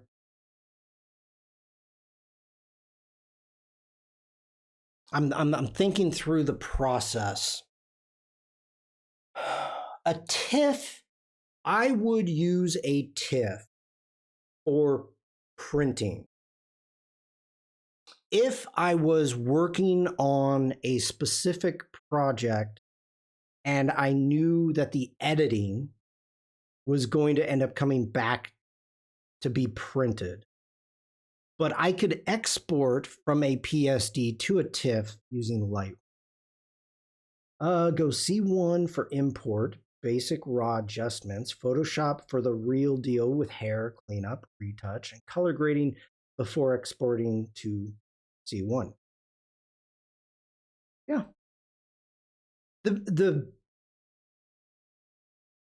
so mine's pretty much the same. I'm discovering I'm able to do, like I said, I'm able to do more with the selections in Lightroom Classic, with the AI selections. So I would prefer to keep the original PSD. So when I'm bringing an image from whatever the workflow back into Lightroom and I'm keeping it as a PSD or a PSB, Photoshop Big, file, I know that I'm going to have all of those layers. That is the confidence that I have. And I know with a TIFF, you will have layers also. But a PSD, why would I take a DNG, a raw file, bring it into Photoshop, which of course is making a PSD, and then export it as a TIFF back in to do the final editing? If I need to get back into Photoshop, it's honestly, the biggest thing is peace of mind. That's all I can really say about it, is peace of mind. I'm doing a lot of the heavy lifting in Photoshop. So by the time I get it back into Lightroom, I'm just doing the basic finishing.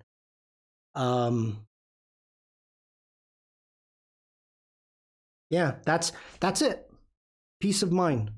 I end up with PSBs a lot with cosplay since I add so much special effects. And Tiff says, nope, I'm out at 4 gig.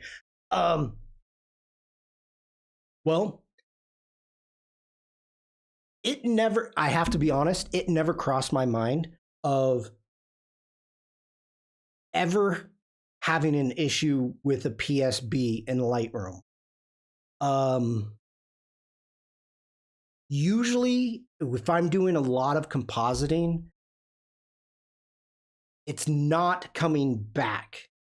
Rick, have a great day. And you do need a shower. You stink. I'm joking. I'm joking. Have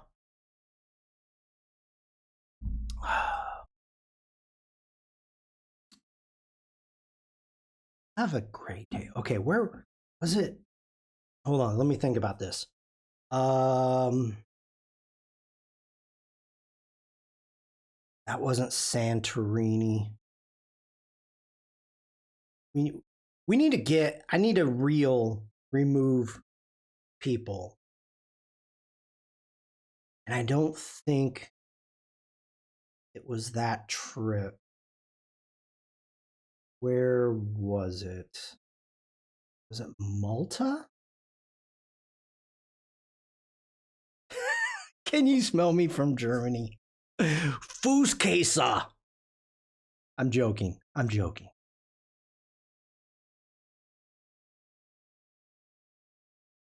Capture one, because Lightroom doesn't like to play nice with me. I'm 100% convinced at this point it's a personal vendetta. I am a Adobe community expert. I've done a lot of different things with Adobe. So I am not against other people's workflow, other people's using different apps. I go for it. Like whatever it is, as long as you're taking photos, that's it. That's all I want. Take photos. I have to think about, maybe it was Northern Ireland. And of course, I don't have that plugged in. You serious?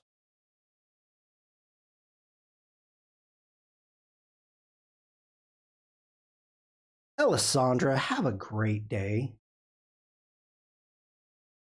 Wasn't Scotland? Oh, here we go. We'll do Slovenia. Let me get back in the Alps. Let me get back in the Alps.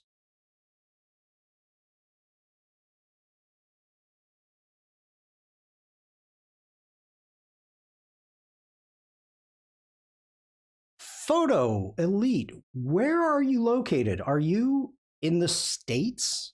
Are you in Europe?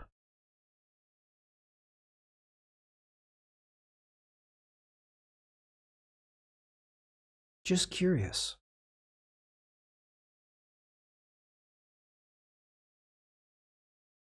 This is one of the things that I would love for spot removal is to get rid of raindrops. Sweden. That is true. Love me Sweden. I do. I do. Sweden is wonderful. I haven't been back in, well, it was pre-COVID last time I was there. All right, we're looking for people.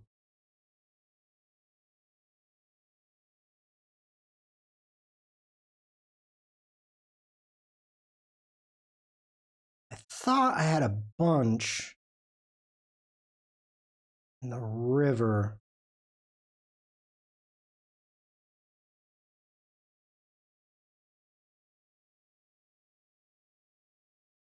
Oh, we've got donkeys. That doesn't help me at all.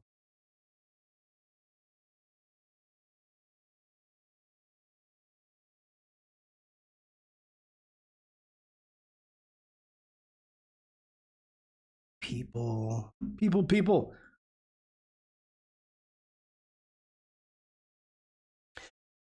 There's so much room in the Alps. It's easy to get photos with no people.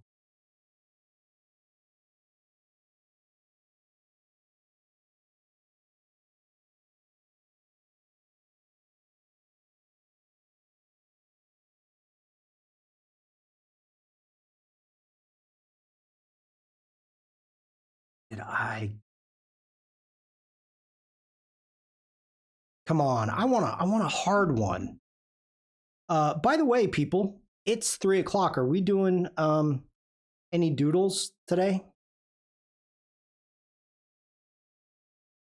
Take care, Megan.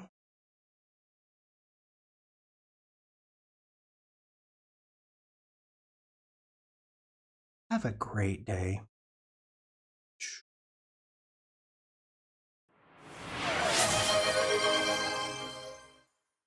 Clever Devlin just redeemed Doodle Game. Boy, did I walk into that one. Okay, we're going to, let's see how this one does. And then we're done. We're done. I'm at time. Wow, that was fast. Like to remove these people too.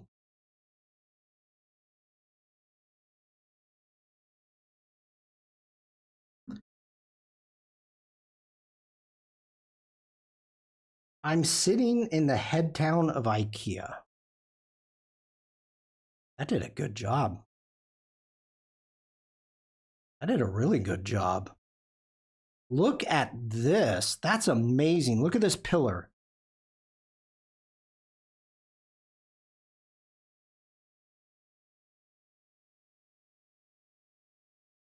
Good job. Good job. Okay, I'm happy with that. We're ending this. All right.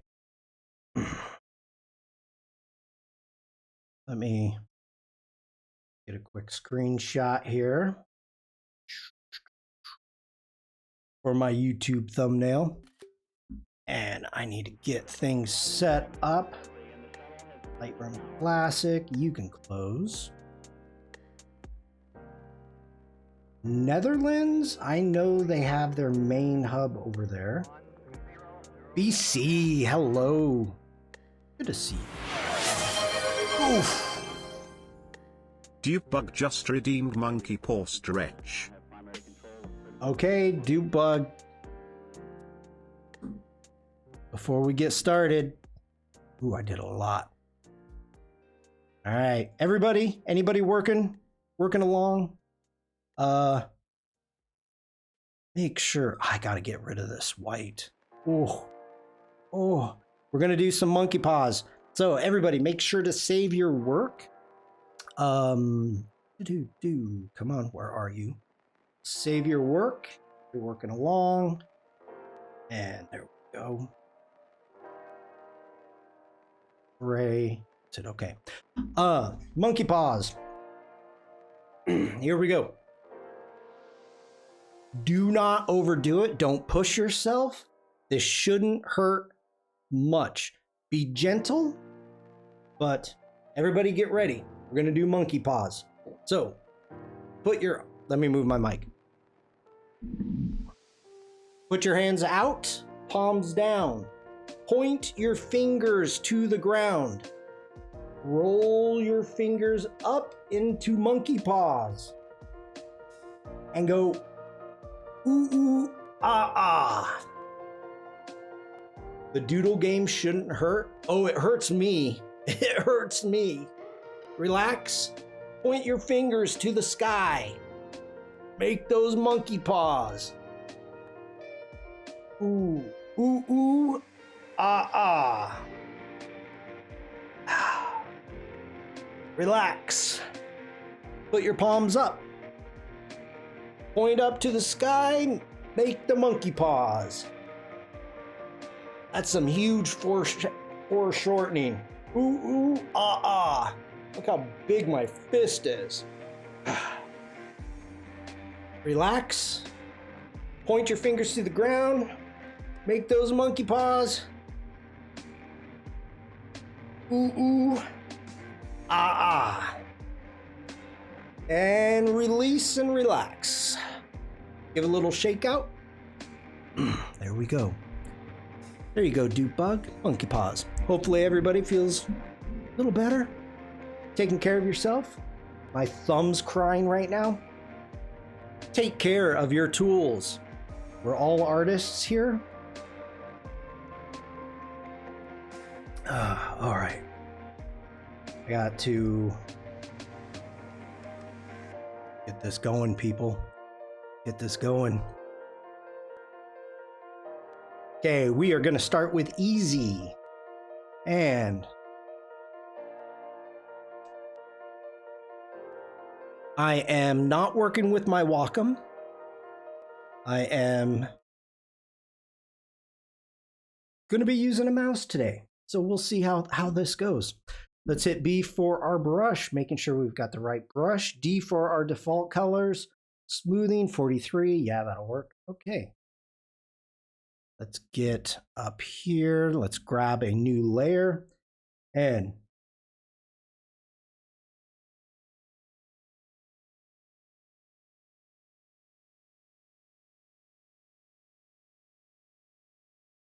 so for those of you that are new here, I should have used symmetry. We are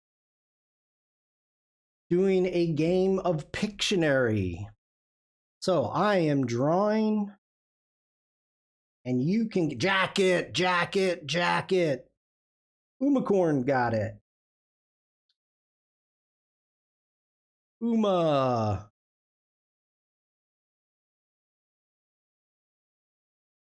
Bam. Uma. Jacket. Good start, Uma. We've got Uma with jacket. Nice job. All right. So everybody can guess. Oh, cancel out of that. Anybody can guess. Let's go kick it up to medium. Pack it up, baby. Buy another one.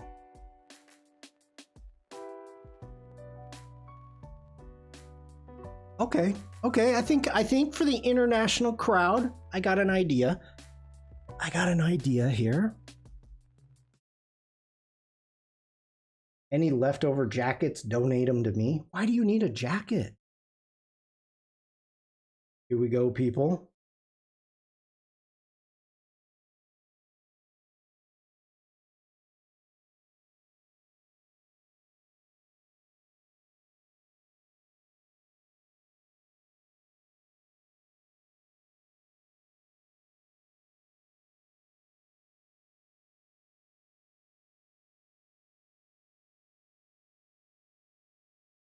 A for sale sign.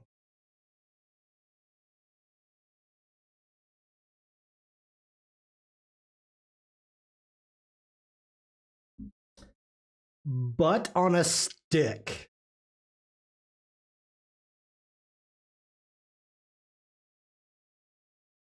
Milk box, popsicle, fast food.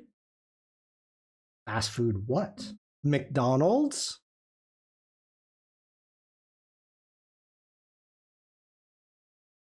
Burger?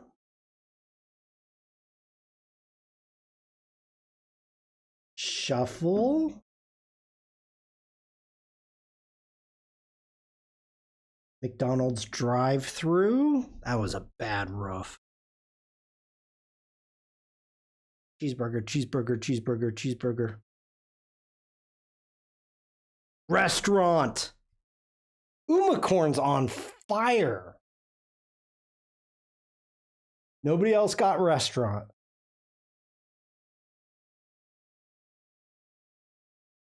All right. Good job, Uma. On fire.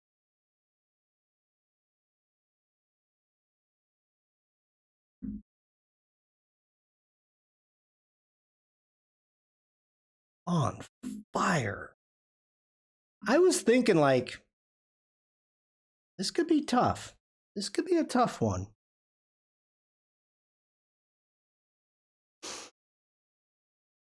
Good job, though. All right. Let's kick this up to hard. Serious? This is so easy. Greasy spoon. Like, come on. Come on. Ugh. All right. Here we go, people.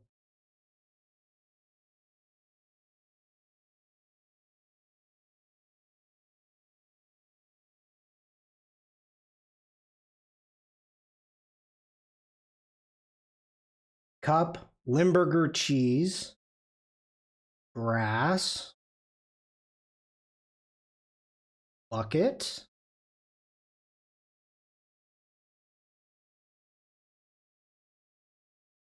a bucket, a vase, a chute, a pail, pail, pail, an impromptu hat, a milk can. I'm like, serious? A pail? That's so easy.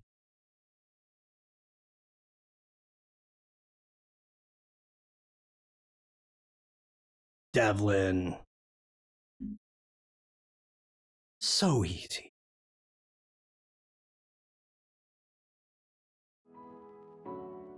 Okay, we're kicking this up to real hard. We're making up words again. Okay, I'm not even gonna. No. I only know pail because I love buckets. Inquisition. No, I'm not doing that. Okay, everybody, I will be right back. Inquisition.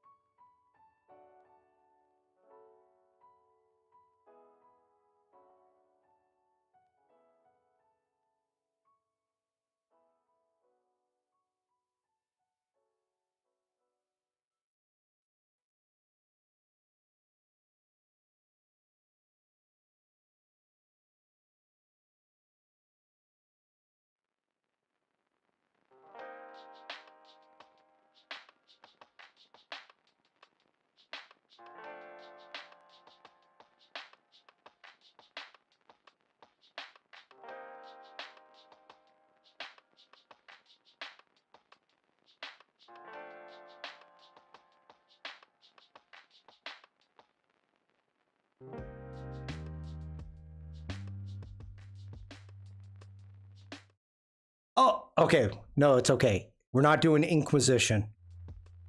I thought, oh, I just messed up. Hey, this is interesting. I only know pale because I love buckets. Okay, never use the word. Wow. Pale is usually used when describing a smaller bucket, like a paint bucket, pail, or child's beach toy. Lazu77 just redeemed Big Boom. Okay. Oh, thank you, Elena. Wait. I'll give you a big boom in a moment.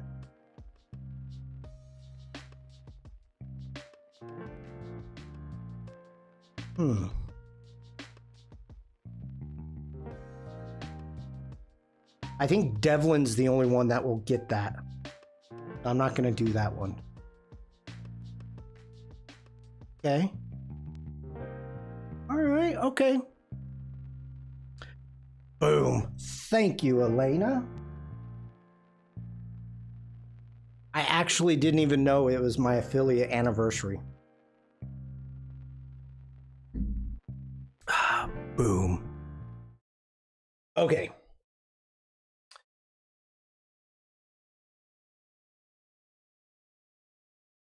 Let me think about this for a second. Here we go. Oh, thank you, Frank.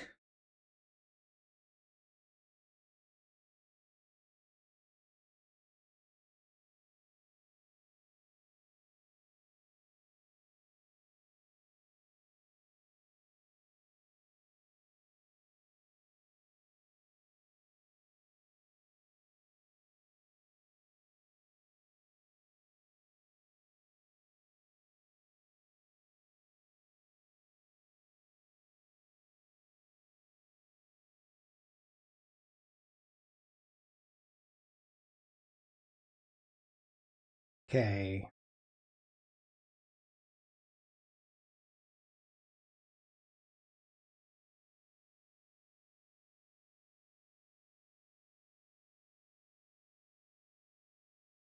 Watering can. Okay.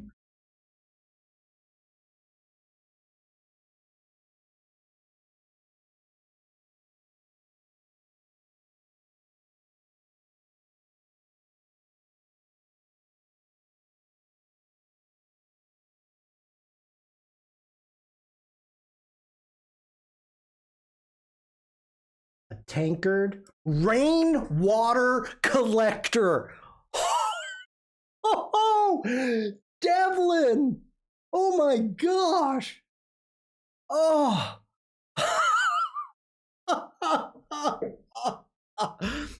Oh my gosh. Oh, I was gonna draw a little like gutter here. Rainwater. Rainwater collector. Oh my gosh. Holy cow. Nice job. Oh, wow. Robert, did you say rainwater?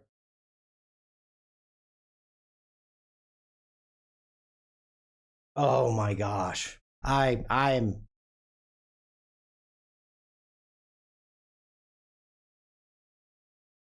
good job.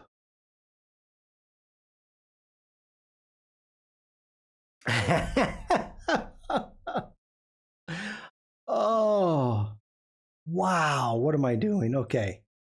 That was a fun one. That was a fun one. Didn't remember the spelling. Okay. Let's take that down to hard.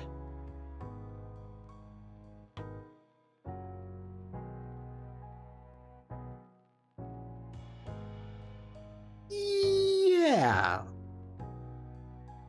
Yeah. Let's try this. This is gonna be some horrible drawing. At least it wasn't sincerely or oh. Gee, okay. The hardest part is not to guess your sketch. For me, it's to find the good words. I get it. I get it, Frank.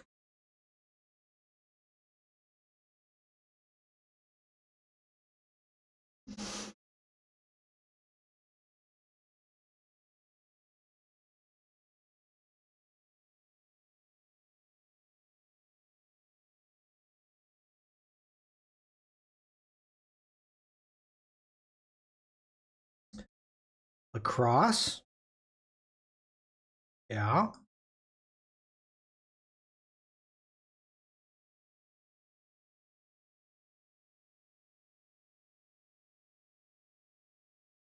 Sweet Jesus.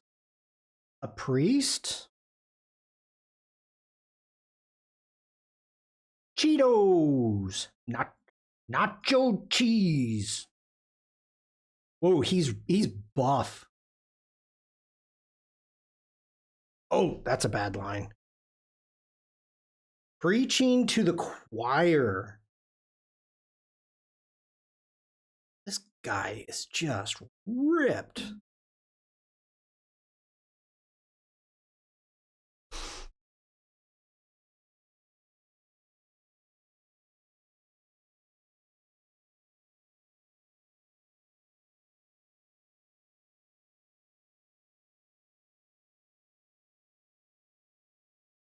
Man of faith.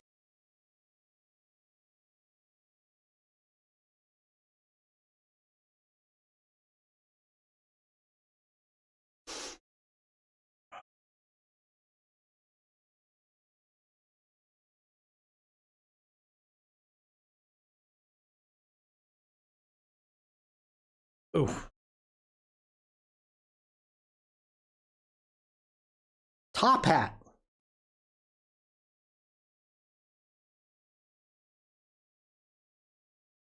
Groom. Groom. Dupe bug. Oh, Robert, you were getting there. You were getting there, Robert. Oh my gosh. I was going to do the dress.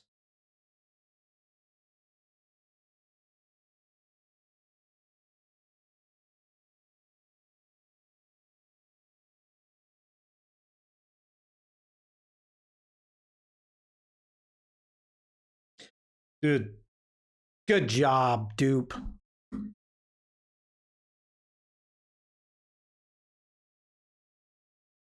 Ah, can't. Right with a mouse. Groom. Very nice.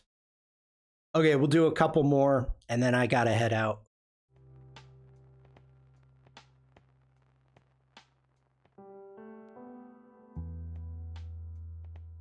Okay, look at it real hard.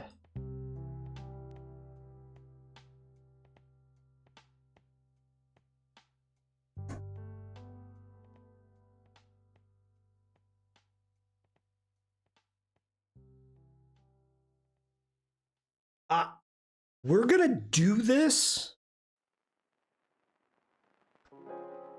And I think it's going to be immensely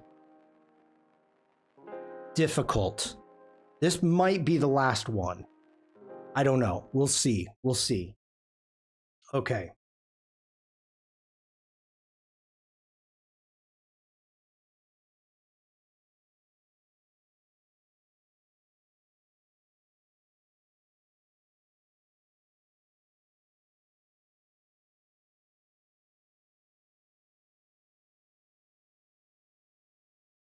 Dunk, friendship, lingo, lean on, berry jam.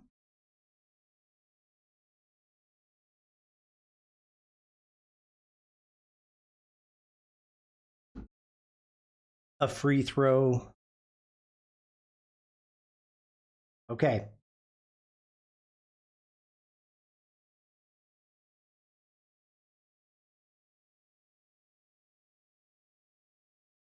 So you know we're talking about basketball.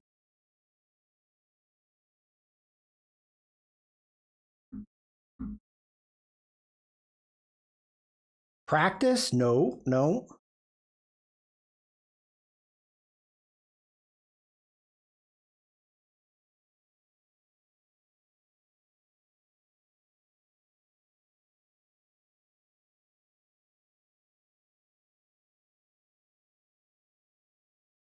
Okay.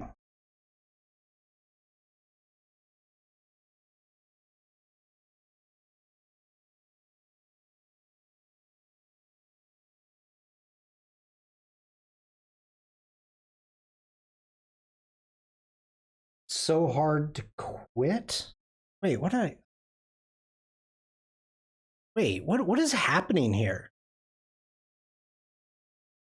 Why am I not getting... Hold on, I got stuff that froze. Something...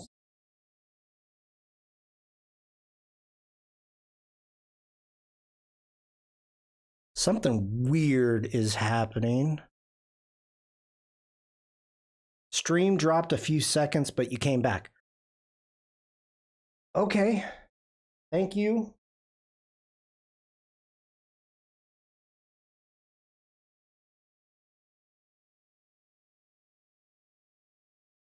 A t-shirt cannon.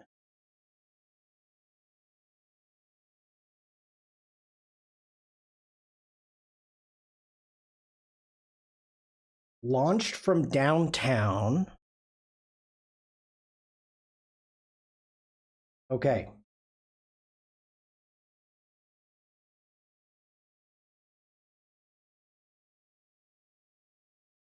A strike. Oh, let me do that differently.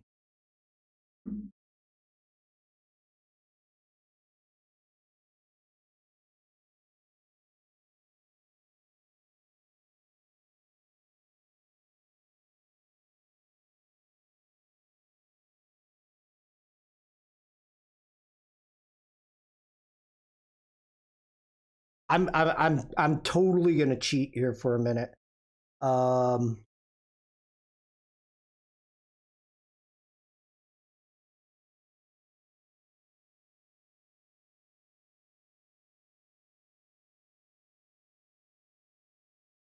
Zone. Okay. We've got zone.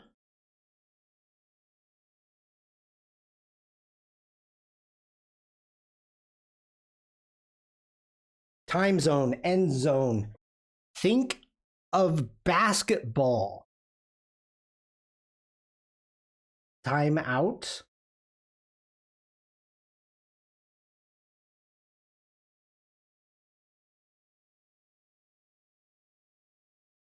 Zone Z1 and only. Z1 and only. Why is my bit rate so messed up? Wow.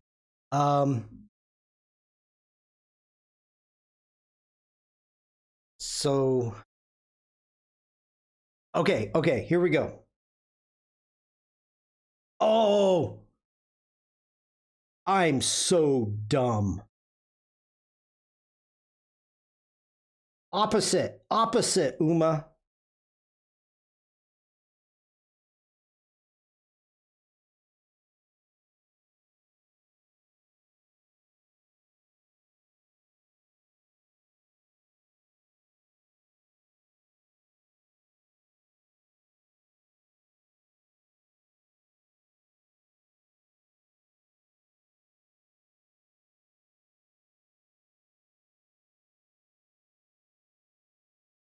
Guard zone. Okay. You have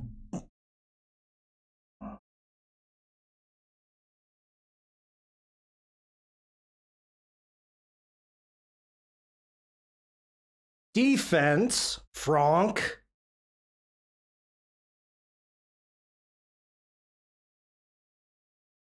So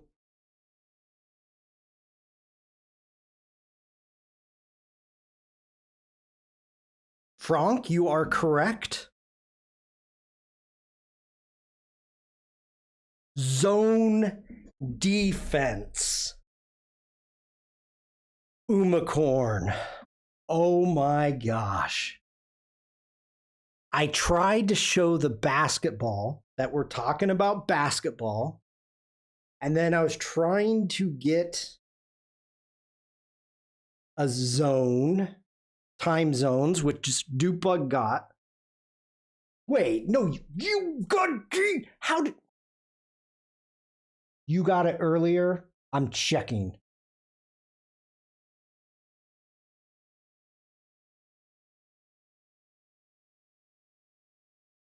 I've not seen it. What time did you get it?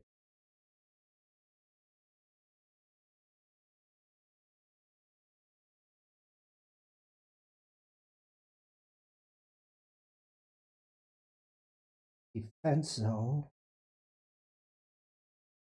Card. Oh, you did get it, Devlin. Devlin got it.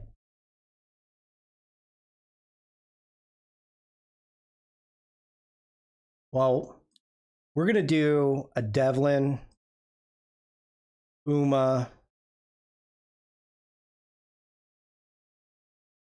and a dupe trifecta.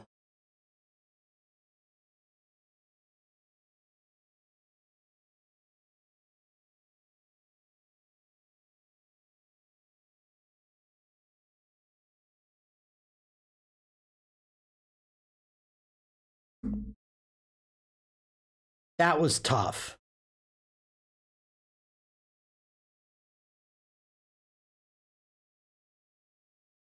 Okay, we're not going to end on that.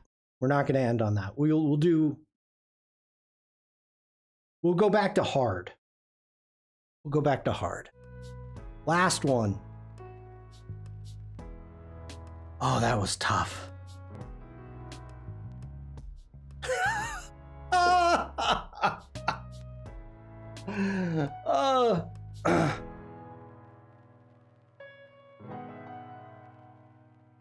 Okay. Okay. How am I gonna do this?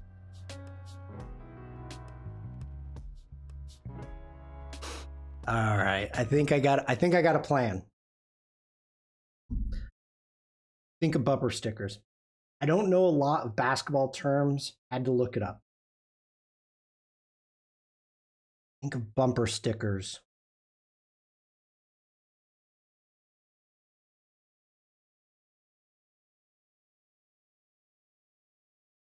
Oh.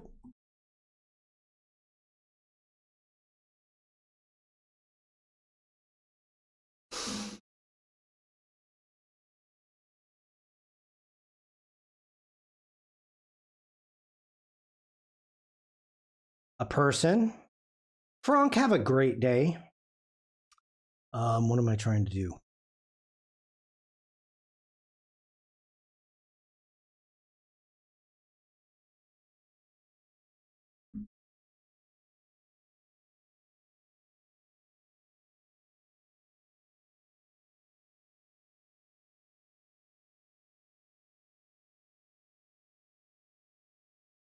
Yoga course, people, conga line.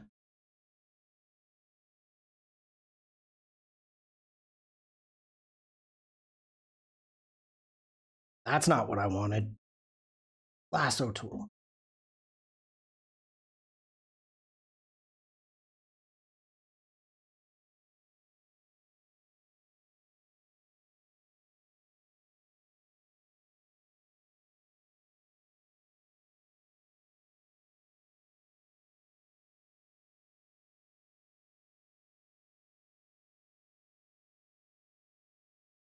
Zombie, sheep, family, horde, dance off.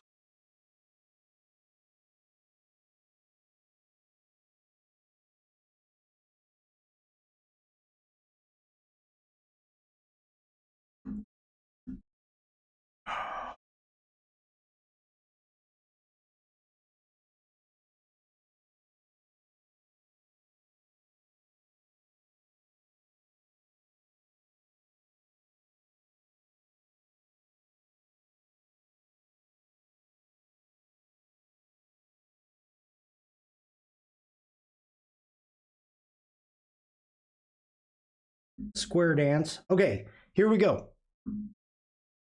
Who would that be? A family. Okay, who is that? Child. Okay, who is that?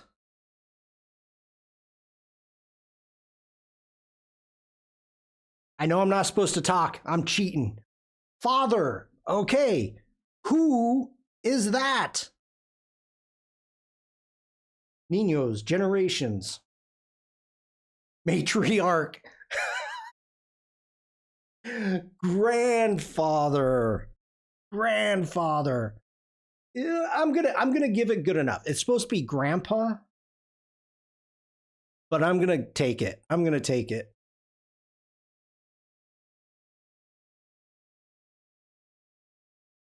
We're gonna take grandpa. Grandpa, and that was Uma. You killed it today, Uma. Uncle Shawn. At least it's not Uncle Ogre. That's okay. Good job, everybody. Good job. I gotta say that this was definitely the hardest. That was a tough one. That was a tough one. Oh, oh. All right. I want to thank everybody for being here. We're going to continue working on the introductions. I love the questions and the interaction between Photoshop and Lightroom Classic. So keep them coming. I was focused today. Oh, Devlin, you got banned for hoedown. Oh, Devlin. That's funny. Held message. Let me allow that. I don't want you to get busted for some reason. Let me dismiss these ad breaks. It says ad break.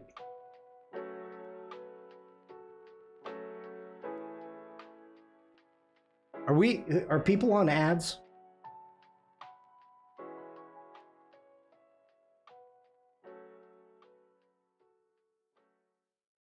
I may have missed it.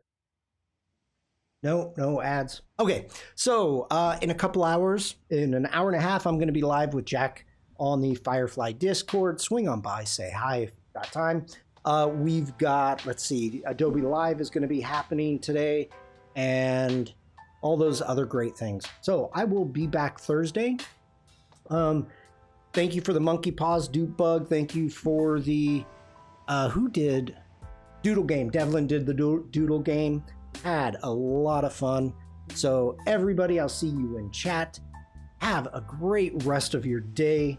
Stay safe, stay creative, and just be nice. I will see you all later. Bye, everyone.